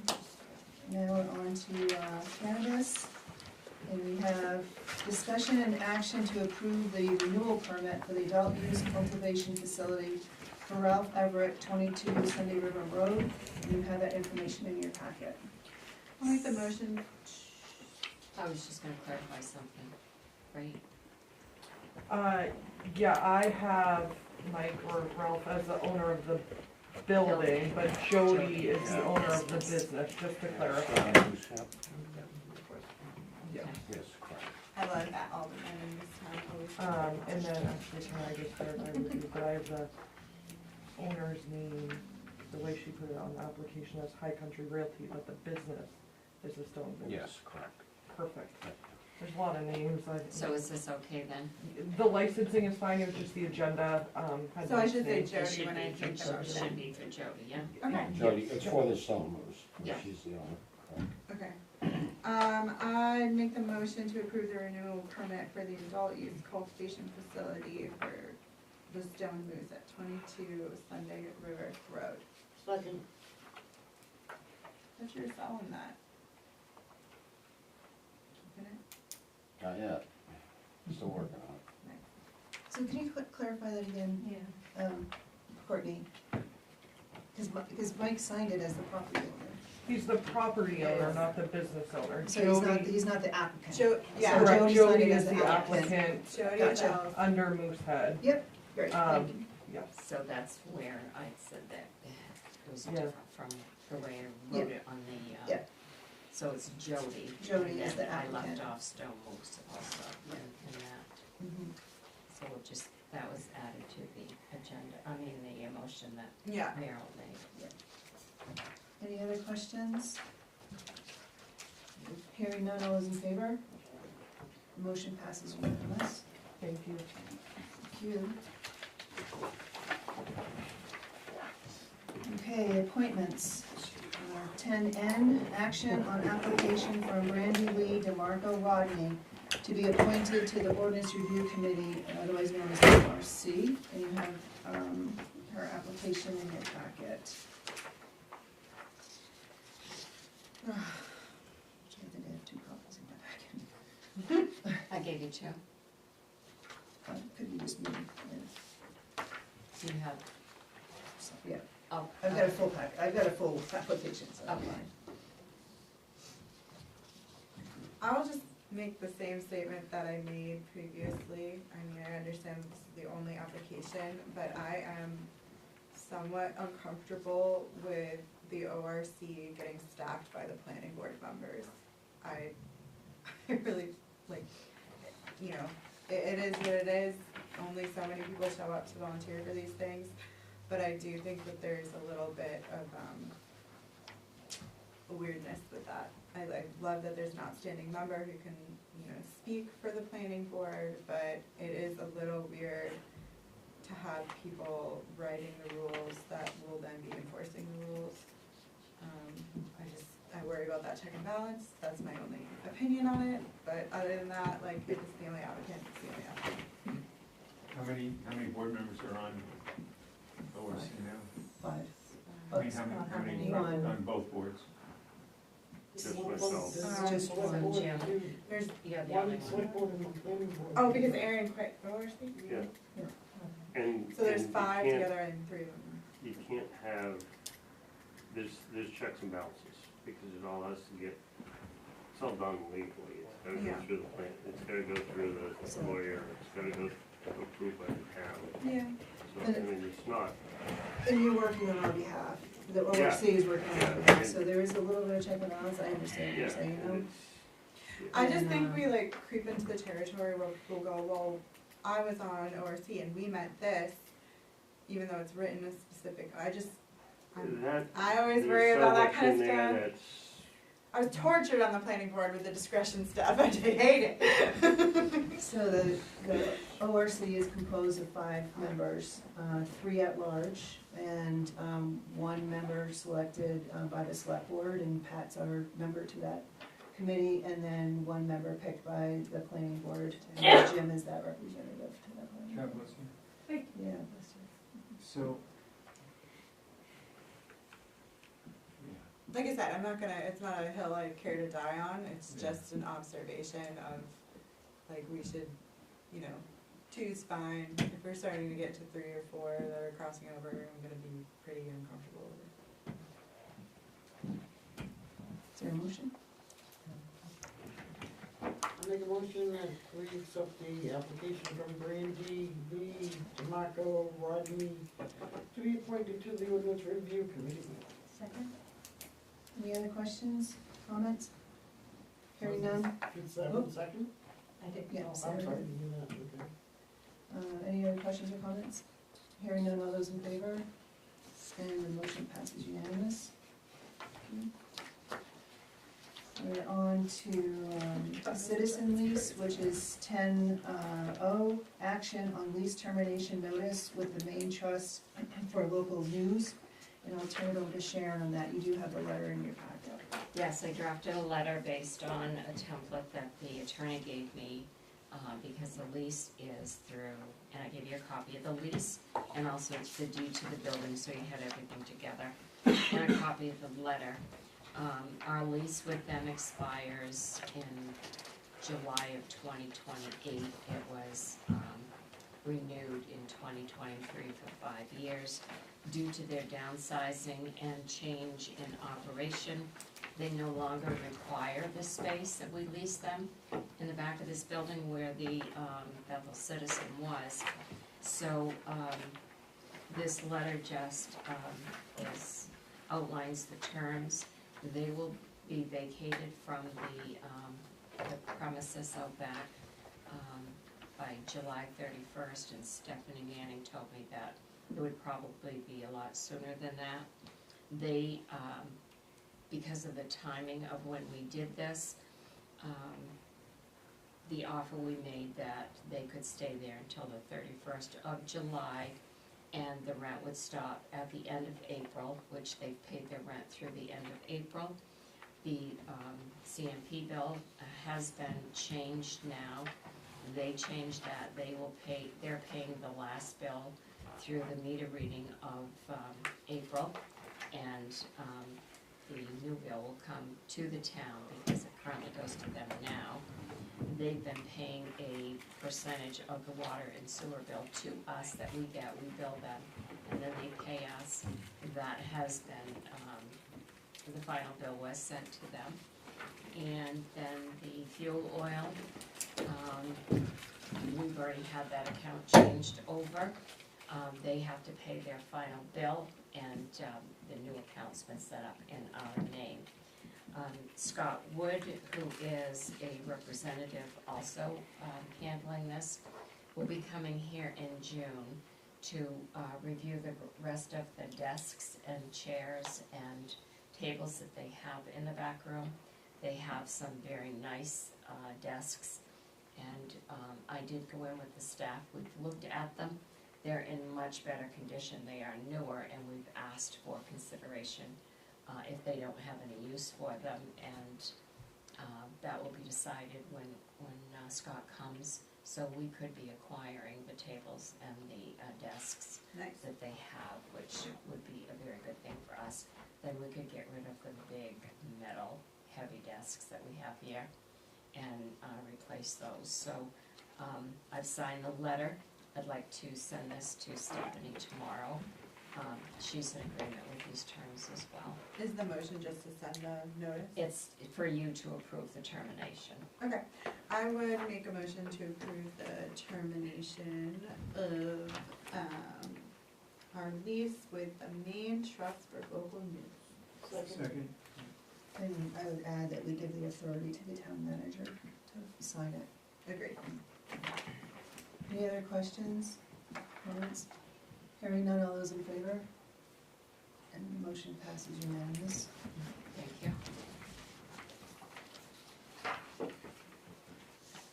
10P, this is ordinance items. Discussion and action to consider revision to administrative legislation, Chapter 5, Administration, Article 6, Boards, Committees, and Authorities, Section 5-55. And the revision proposal is in your packet. I will speak on it since I put it forward. And this is to amend the number of members on the budget committee. Currently, the code calls for a 12-member budget committee, and this is a proposal for 9 members. I'll make that motion. Second. Any other questions or So when comments? does this get reduced? It would be, they'd have to When, vote on it. when the next, If it gets approved at town the meeting. next 3 members' terms are up, or that? We would have to work on that staggering of the terms.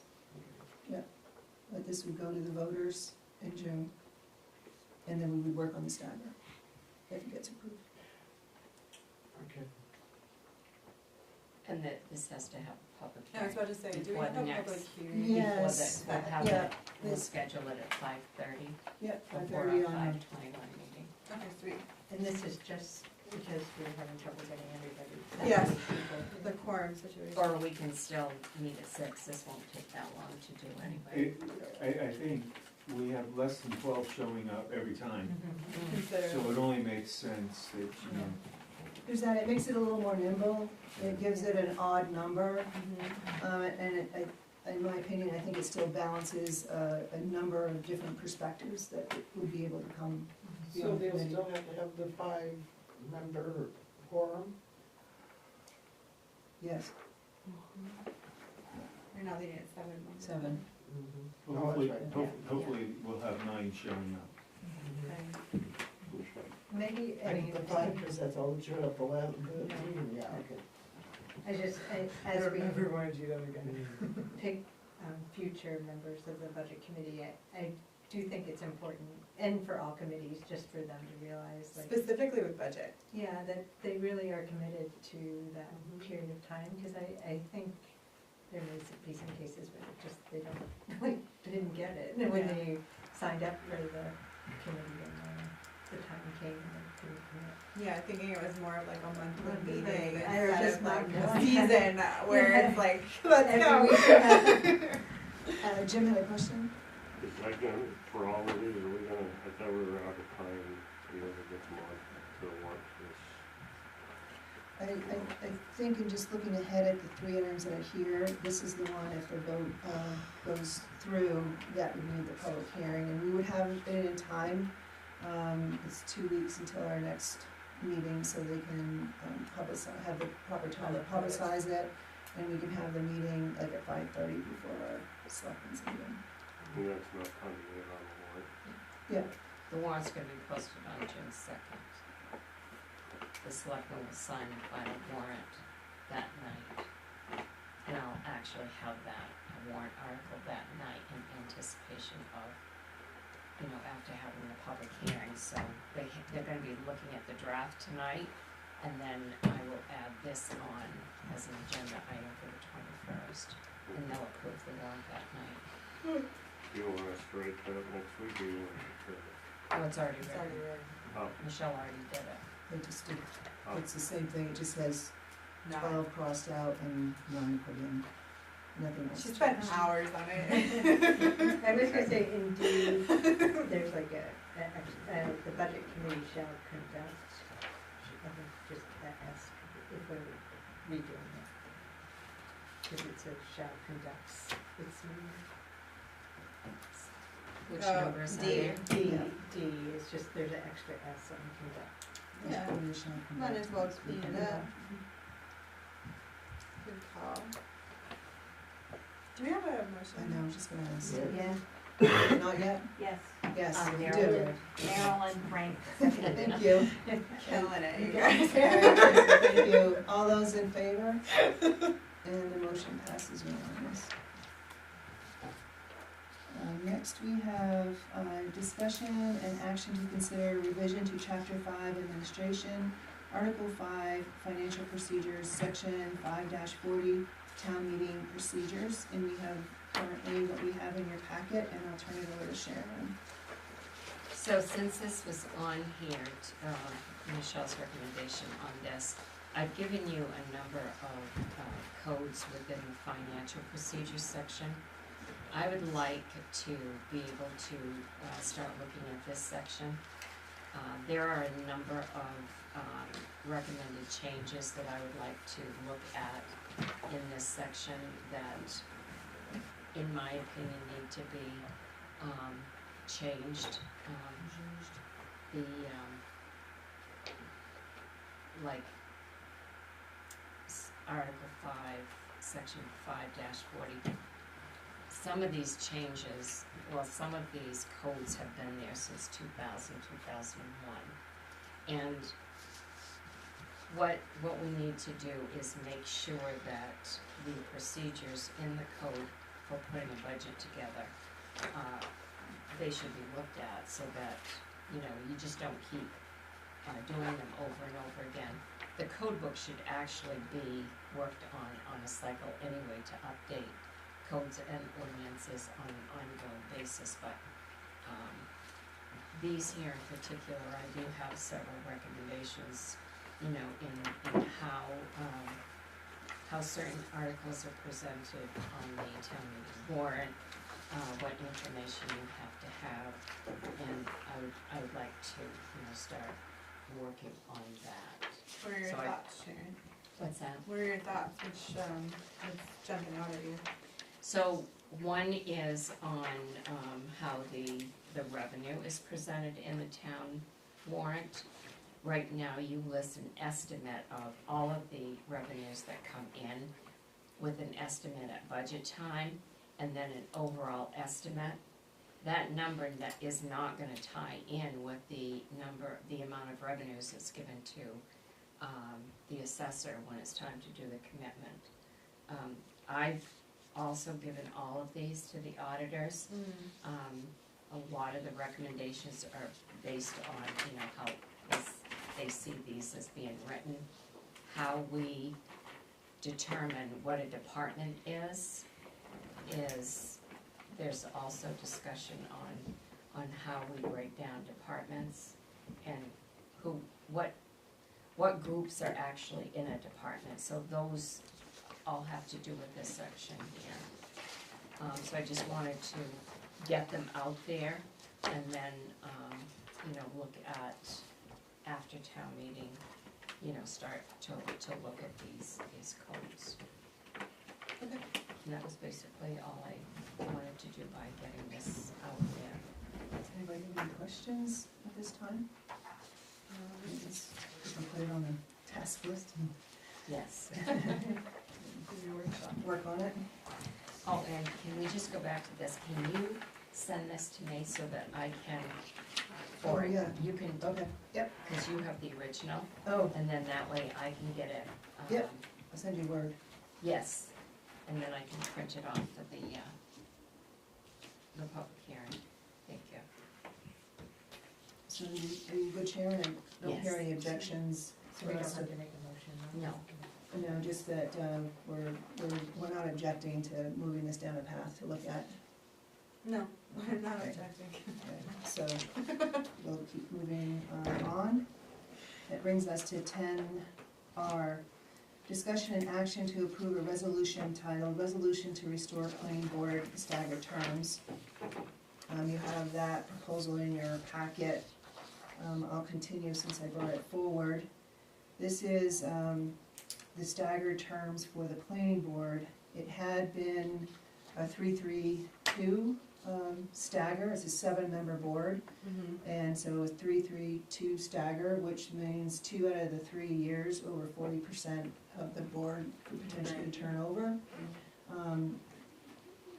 Not really in general to be regarded as best practice to have that.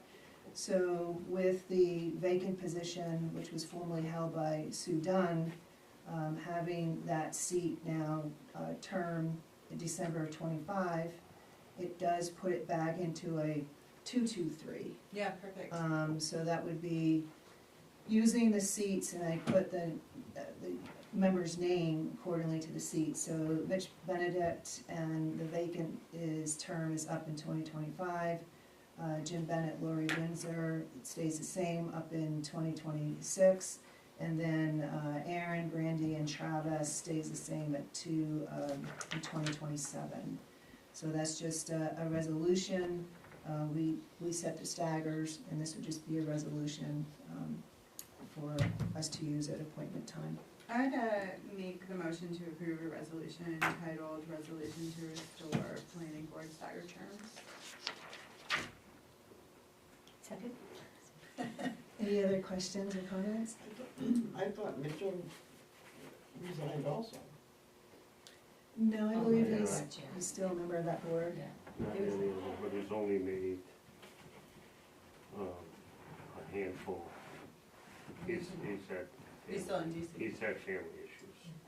He's what? He's had family issues, so he's only made a Right, handful. resigned but- from that's right, but he He resigned. He resigned from the budget. Budget. Oh, okay. That's what, yeah, I knew.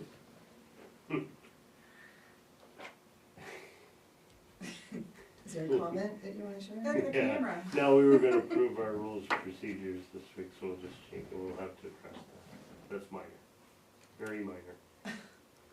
All right, any other comments or questions? Anything with hex of it. Did you have a question? No. Oh, okay, all those in favor? You were getting ready, all It was right. locked and loaded. Motion passes unanimous. Okay, we're now to the lodging and house and builders, innkeepers section. Let's do this. What I propose is a motion for all of them unless somebody has an objection. I would make that motion. I was just, Second. I had just had one question though before we do that is, if they said they were, where it says please attach proof of your grease trap, some of them didn't have that, so is that, we just aren't seeing it that they are all set? You have one? You have what I was given. Okay, let's see, I did question. It chose sun, so please attach proof, but there's nothing on the back. Well, it has a date that says they did it, so I just, but there were a few of them, so. You have the originals, Tracy? Dunkin' Donuts. Okay. You want? Just Well, as pull the long as they're- Chosun out. As long as they're okay. There's only one page That's there. Hawks on Lane, right, that one? So another thing Yeah. about the grease trap is if they're not on town water, you don't. Yeah, put I the did grease there, trap. but Okay. They didn't write it on there. Yeah, they are. They just said that it was connected to the sewer. Oh, wait a minute, date grease trap was last cleaned was February 15th of 25. Right, but then it says. But they did not proof. But attach the that. proof, but I mean, it's just a. Yeah, I mean, law.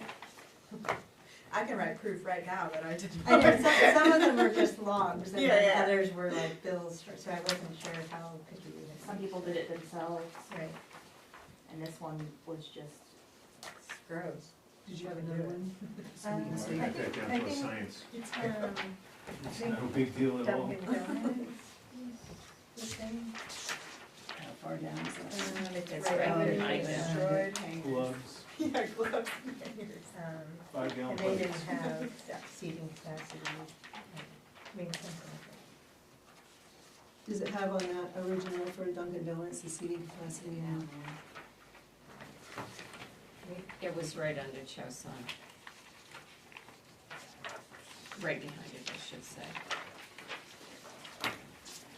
And they would need that to, in order for the fee. So their fee is $15.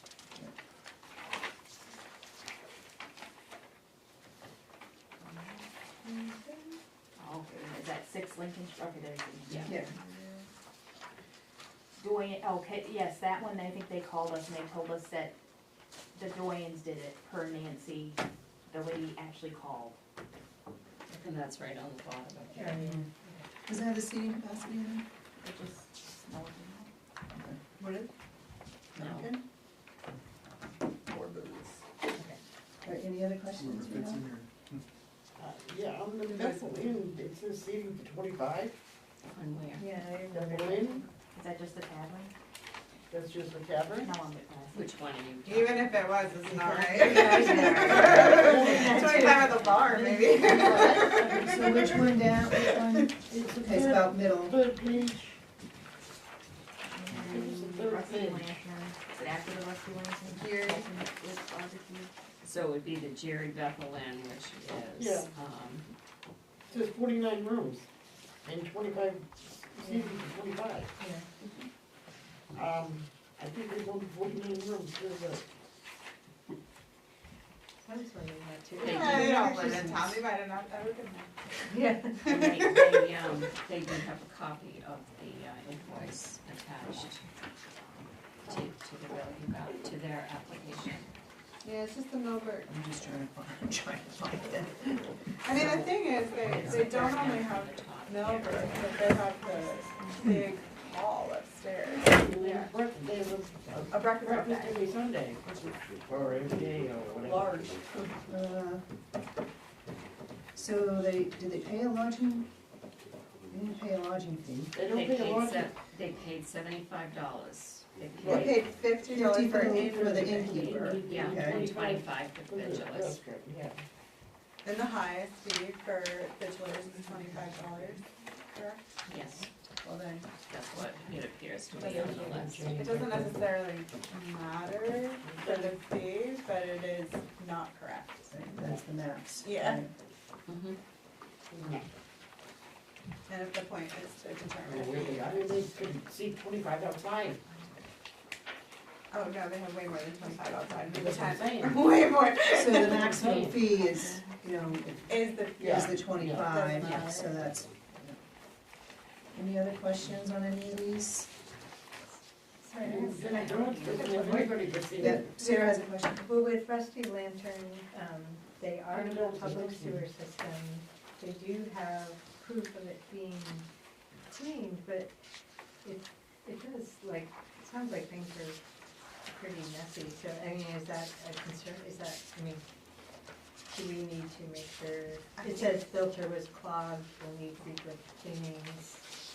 Like, do we need to be more? so maybe we just give Toby a heads up that there might be an issue there, and then he can check it out, or maybe Courtney, or. This is why it's on here, or to ask the question is, if I understand how our processes should be working, is that it should be in tandem to get to the sewage treatment plant, so they can understand what's happening, and if there's any, the superintendent has to recommend any recommendations and stuff like that. So, here, it's a courtesy, so we can quickly gather the information.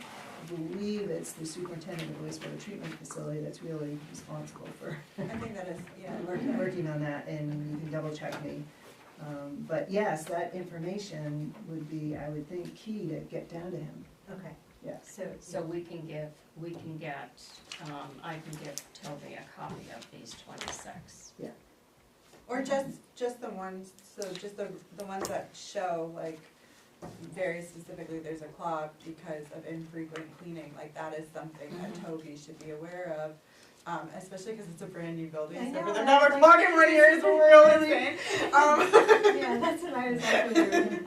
And another thing too, I mean, of course, this is new to Tracy and I, and probably what I would recommend is going forward next year, is that when these are received, they go directly to Toby to review, and then give them back to us with any concerns he might have. That hasn't been been done in the past, and we could certainly add that to the procedures. Does that process make more sense than it coming from us to, like, looking it through and being like, this is one that we should tag for Toby to look into? And we could look in the code as far as the Yeah, flow. I don't know what the flow, like, and- what makes more sense. Yeah, because I think it's, I mean, as far as processing and making sure that this is complete and it has all the information, I think it's great if you wanna ask Toby to check it out beforehand. I thought he had a running list of who's been, I mean. he has it down Right. Okay, so I can't it remember might if it help was when he him, was CEO though. Yeah. it might help him to have it. My understanding is the sewer department's putting cameras in pipes, they know what's going on with the sewer system, they're well aware, that's my understanding. For us to be checking up on town employees, I don't think that's our function. I think they were just saying, looking to set up an internal process to make sure That's that another the story. that the superintendent has the information. So I do feel that when something comes to this table, it's our responsibility to make sure it's complete for you to Yeah. approve or not approve it. So I think that needs to be added to the procedures, that in the checkpoint before it comes to you for final approval, because it's really not up to the selectmen to do Send this people piece out, of yeah, it. yeah. Yes, we need to make sure it's accurate before it comes to you. Yeah. And by having the sewer superintendent review it and then signing off on it, then we know when it comes to you, we can say, all of the checkpoints have been done, and this is why we're approving them. Yeah, that makes sense, sure. Thank you. And do you want me to contact something that Evelyn to have them policy actions? Because it wasn't on, it was wrong on there, like Pat had said. And I could mark it back on them. But yes, that would be right. Because the application isn't correct. It's incomplete. Right. I also have Dunkin' Donuts that has 0 seats. That was the other one. That's it. Dunkin'. All right, any other questions on, Sorry, so if we are gonna say it's complete, like, then do we, if it does say great pile. attach proof, should we be clear to who we're filling this out, exactly what they need to attach? Cause it says, please attach proof, do we need to explain that better, so that well, they some bring are an doing it and some they are. bring an application in Yeah, to it the should be staff, clear and to the the staff will be, administering that. So as far as at this table right now, if there's not a grease trap notice attached, and there should be, are we approving it or not approving it? I think for these purposes, if they've answered the question, Right, and since we're kind of in limbo, staff is learning Yep. new pieces, yeah. that we work with this, it's not like Yeah, these are it's totally fine, yeah. foreign to us, so, that we work with what we have right now, and with, Sharon's comments that, they're gonna make sure everything is here by the time it gets to us, Okay. very much appreciated. So don't slow anybody down, but make a better policy for the future. Yeah. Word. There is a, There's no motion yet. Oh, I thought I did it. Did you- Meryl did, yes. I did. Or you started to. Yes, you did. I'm gonna say, I'll do it again.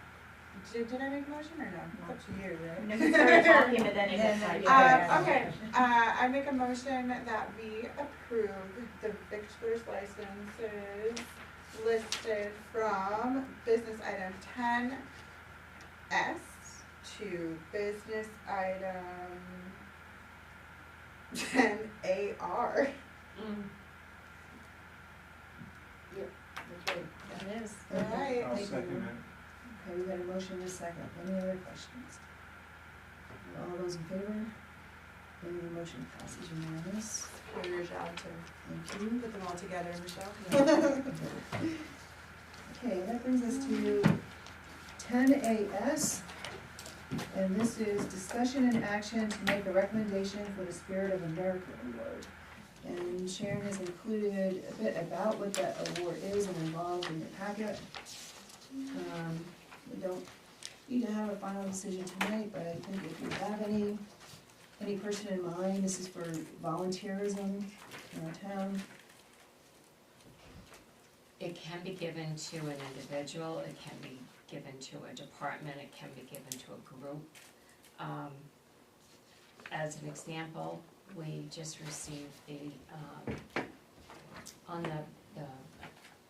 on the wall, sorry, in between the TV and the board, that was our, we got that from the state of Maine, that's who you did the Spirit of America Award for last year. It was the entire staff, all of the employees. And the year before that, it was given to, in '23, it was given to Francis Head.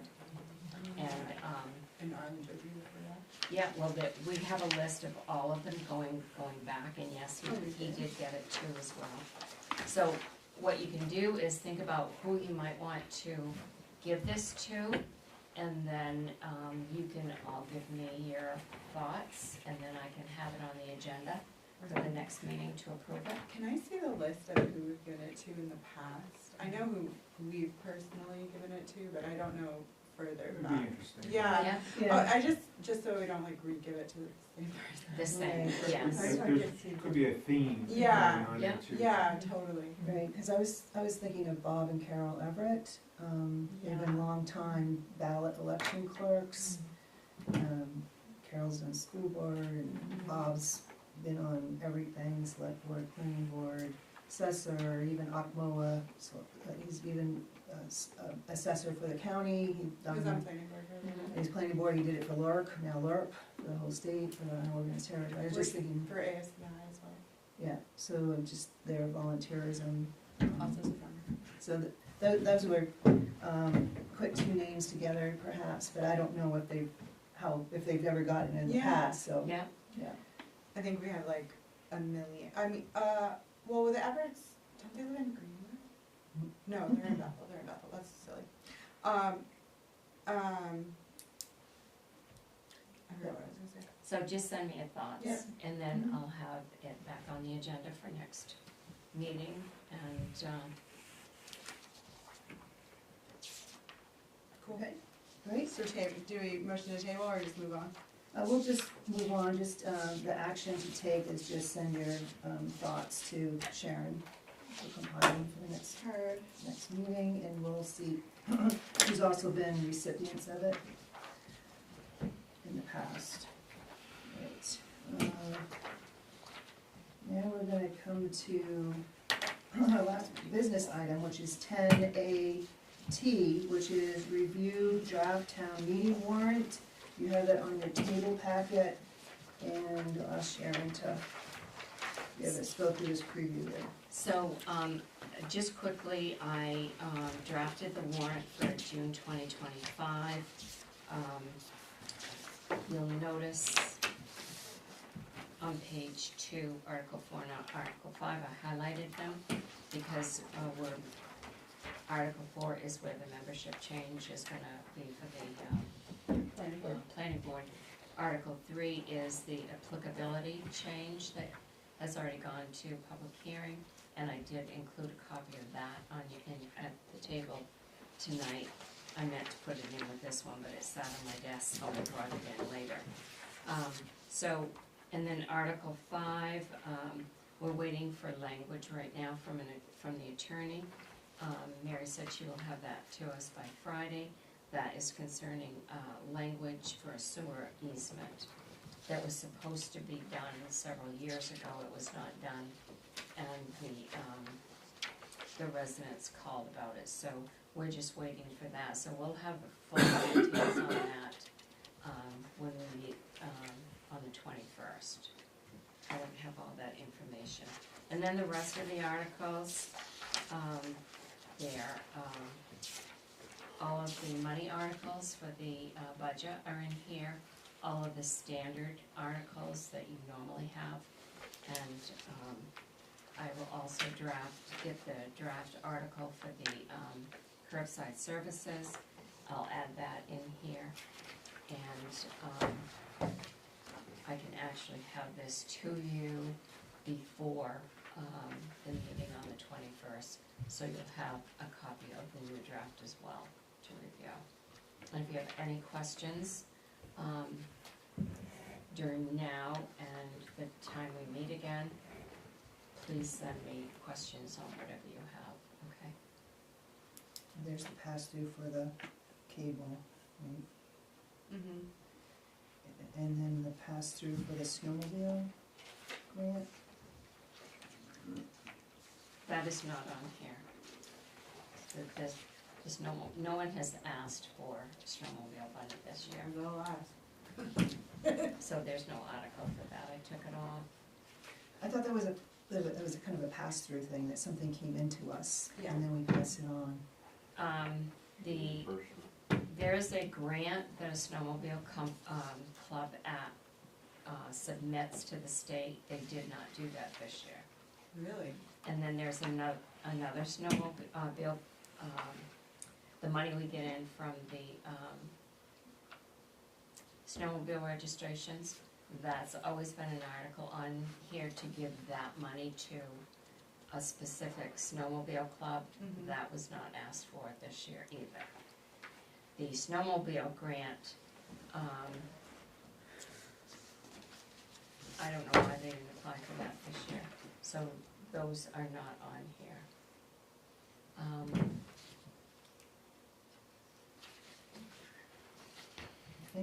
Thank you, Sharon. So we got some homework for the next meeting. Any other questions of Sharon this time on this one? Okay, and then you have the interlocal draft. Yes, I attached, gave you a so it's copy of the interlocal because that actually is, Article 6. To approve that, that is the same article that, Newry has on their town meeting warrant. Their town meeting is next Tuesday, the 13th. So that is to adopt the updated tri-town solid waste interlocal agreement. And Hanover will be having a special town meeting to adopt that because their town meeting is not until October. And they said they would have theirs right after Bethel's in June. Sharon, what happens if one of the towns says no? Approve the interlocal agreement. What if they don't approve it? It doesn't get passed. All three towns have to approve it. Okay. So it just goes back to the drawing board if one of the towns Mhm. decides to say no. Well, it just goes back to what we have, right? No, it goes back to the one we have. We have. It's Okay, so it's 25 back to years the one old. that- Yeah, Okay. so that one will remain in effect. This really did, all this did was clean up language Yeah, and update, I saw the numbers. Yeah. Thanks. and whereas before in the old, in the current one, depending on, there were two sets of percentages. So some things were billed at 1%, at 1% rate, and other things were billed to Newry and Hanover at another percent.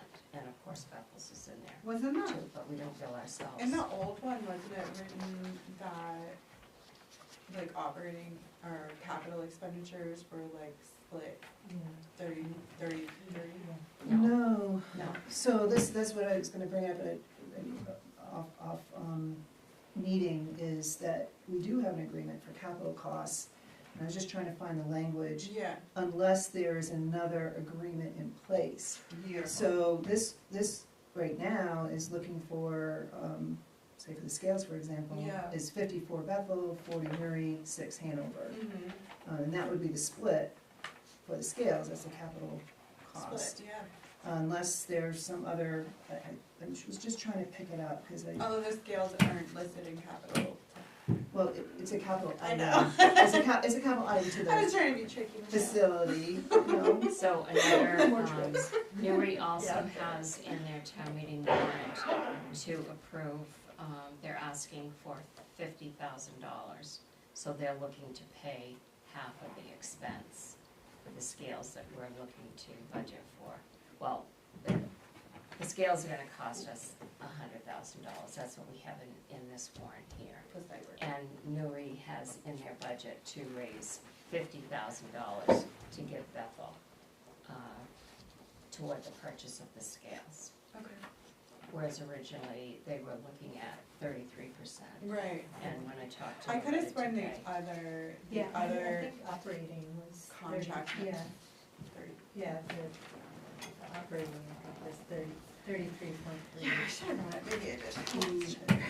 and like right now, when we bill Newry and Hanover, they're billed those percentages, whether it's, on the transfer station side of the tipping and also on the town side of the tipping, on curbside. Mhm. So if it does pass, that we continue with this practice, because Casella does break down the tonnage specifically for Newry and specifically for Bethel, and we get that bill, then Newry would pay 100% of the tipping for their town, and Bethel would pay 100% of the tipping for our town.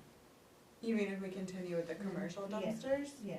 Yeah. Okay, yeah, great. Because right now, they're, the three towns are billed by percentages. Yep, yep. But they now, and when you first did that, Casella didn't have the means to separate Bethel from Newry, but now they do, and they've been billing like that for the past several years. Yeah. So when we get the bill, on the invoice, it shows the tonnage for Bethel Yeah, and the tonnage for Newry, which is a good thing. yeah. So we each should pay 100% of what is generated at our curbside and or dumpsters. And at the next solid waste committee, can they have it as agenda item for reconciliation, for a conversation about reimbursing Bethel? My girl, Michelle. I think we should probably talk about that because the numbers here don't show that, Newbury, it should, to me, it shows the other way around. It doesn't show that we would owe Newbury anything. Going forward, we would adjust it so that each town pays its own. But I can still have the committee discuss it. Look at it, yeah. Yeah. Yeah, yeah. I think it would be worth at least knowing those numbers. Mm-hmm. Just We can't for a variety tell, of reasons. we can't tell what each town's disposal is at the transfer station, unfortunately. No, 'cause that's it's- fine, we're not talking about the transfer. It's just the other. Yeah, we're talking about the We other. can tell that. The other that they now can scale, Yeah. and they can figure Yeah. out. Yeah, the transfer station, we can't, but if we do, I think that's something else we can generate from the committee is, if there are scales, if there's offsetting revenue, how is that offsetting revenue going to be allocated, if at all? Or is it all going to be offset, so we kind of have a net? And then, does the solid waste services enterprise become an enterprise fund eventually? So just some things to think about on that. But I was just trying to find in regards to the capital split. And the capital split is according to the percentages unless there's some other agreement. I think we're at like 17. Yeah, in the split in percentages, there was the MSW, and then the other split had to do with construction debris. Okay. Yeah. So I think just to answer your questions there. Okay, so we kind of digressed only because we had that in our packet, but any other questions in regards to the town warrant and or the interlocal agreement? Alright, hearing none, we're gonna keep moving on, we're now at the warrants. We're doing pretty good, you guys. Well, for this many items. Yeah. So we have, 2 AP warrants, and also on your table, thank you Sharon, is our 2 payroll warrants. Payroll warrant 80 and payroll warrant 82, so thank you for sharing that, Sharon. We'll move on to the accounts payable warrants. So 11A is action to approve accounts payable warrant 2025-81 in the amount of $105,315.81, and I'll move that. Second. Move and second, are there questions?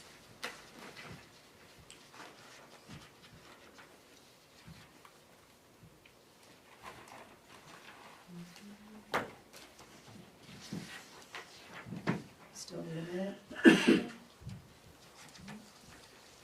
All right, hearing no question, all those in favor? And the motion passes unanimous. On to 11B, which is action to approve accounts payable warrant 2025-83 in the amount of $560,695.86, and I'll move that. Second. Questions here?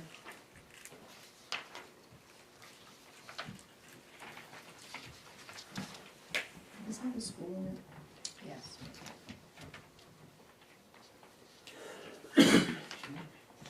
School, police.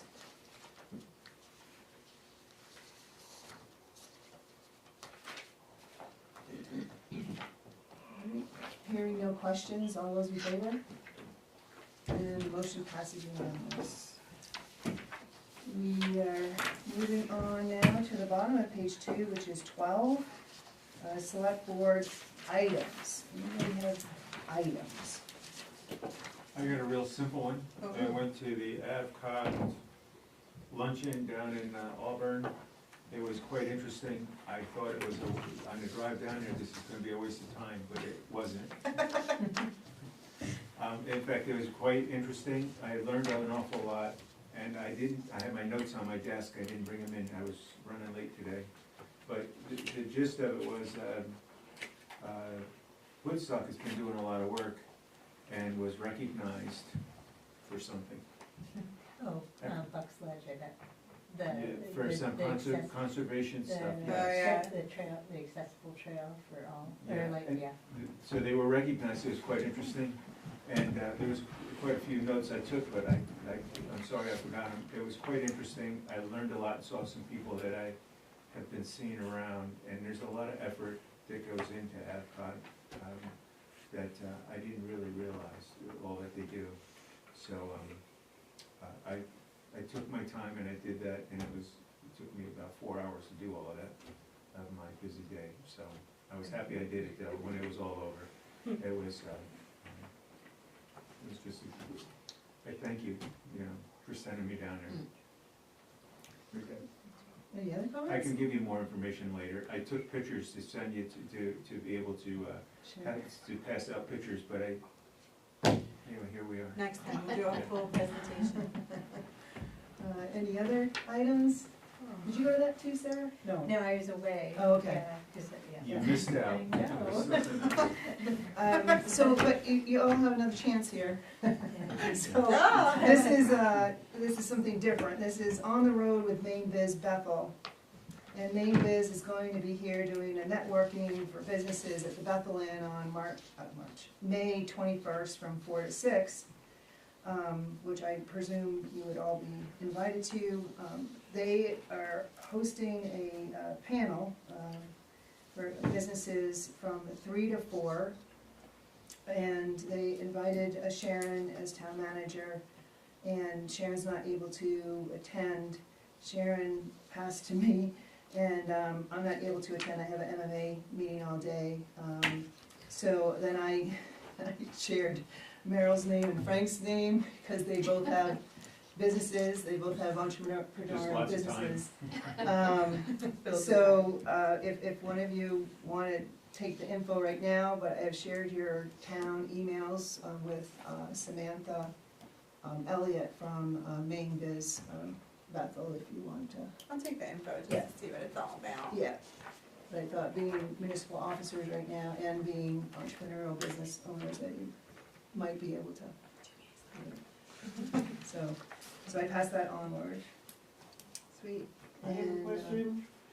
yeah. On the future agendas, it says liquor licenses, entertainment permits, and special amusement permits. Is that a special subject that we're doing, or just the actual permits and licenses? No, it is specific to Paul That was all, that's all I Galt. wanted to find out, because I have a question on that. Yes, and I created this after the adjourn and put future agendas. I used to always do that where I was, because it helps me to remember, Mm-hmm. and it helps you all to remember we could end up having a whole page before I get done. Right, and that's what I kind of had here, the TM task list. This is kind Yeah. of how I saw it, yeah. So if I put them here, then as we do upcoming agendas, we can add some of these things in.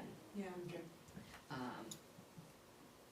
And at the next meeting on 5/21, actually, the University of Maine project, the Conservation Commission is doing right now, their 2 students will be here to do a presentation for you on the results of their energy audit that they did for us.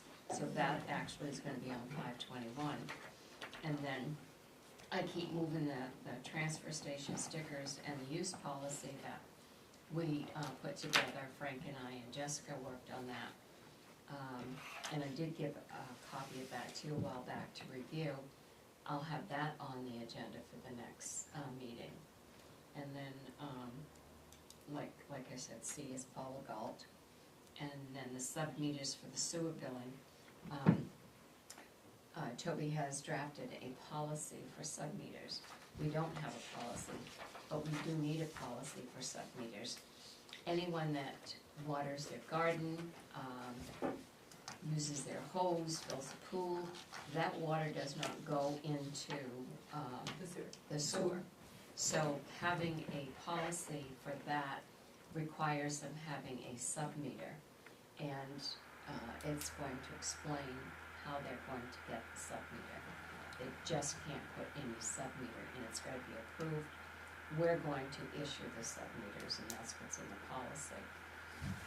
So that somebody can put those sub-meters on. What it does is it registers the amount of water, so that when they get their meter read, for their water, the sub-meter reads how much water was used to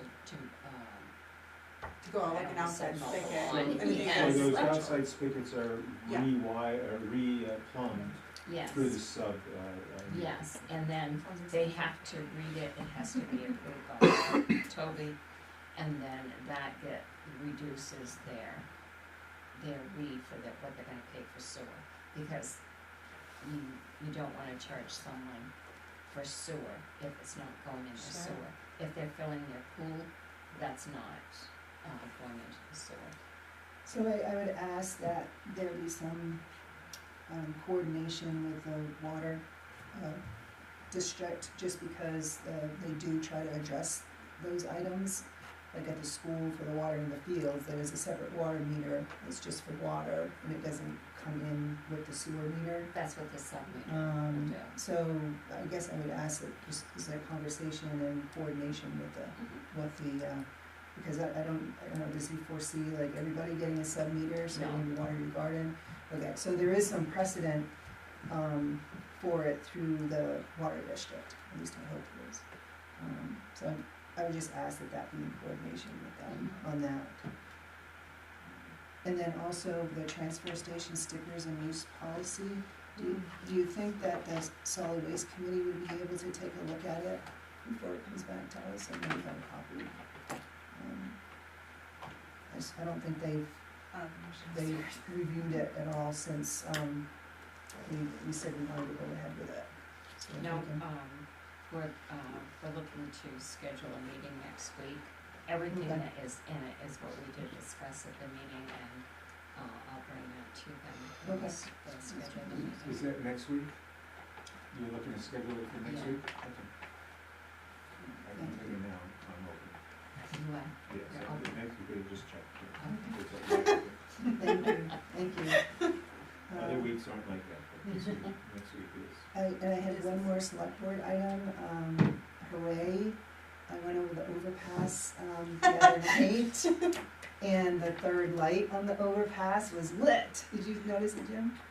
I'm so Yeah. used to it I not know. being lit. Yeah, so, It just, yeah, so that one's lit, and I did notice that they took some action on the pole that doesn't have any electricity to Power. it, and they took the lamp off. yeah, it's So- been off. So are they gonna do something about that at some point? Is that gonna be in their work list? So I can't tell you that, I can only tell you how many times I've sent emails. And Scott has also contacted them, so since you brought me those pictures, we've, both Scott and I have aggressively been, dealing with that.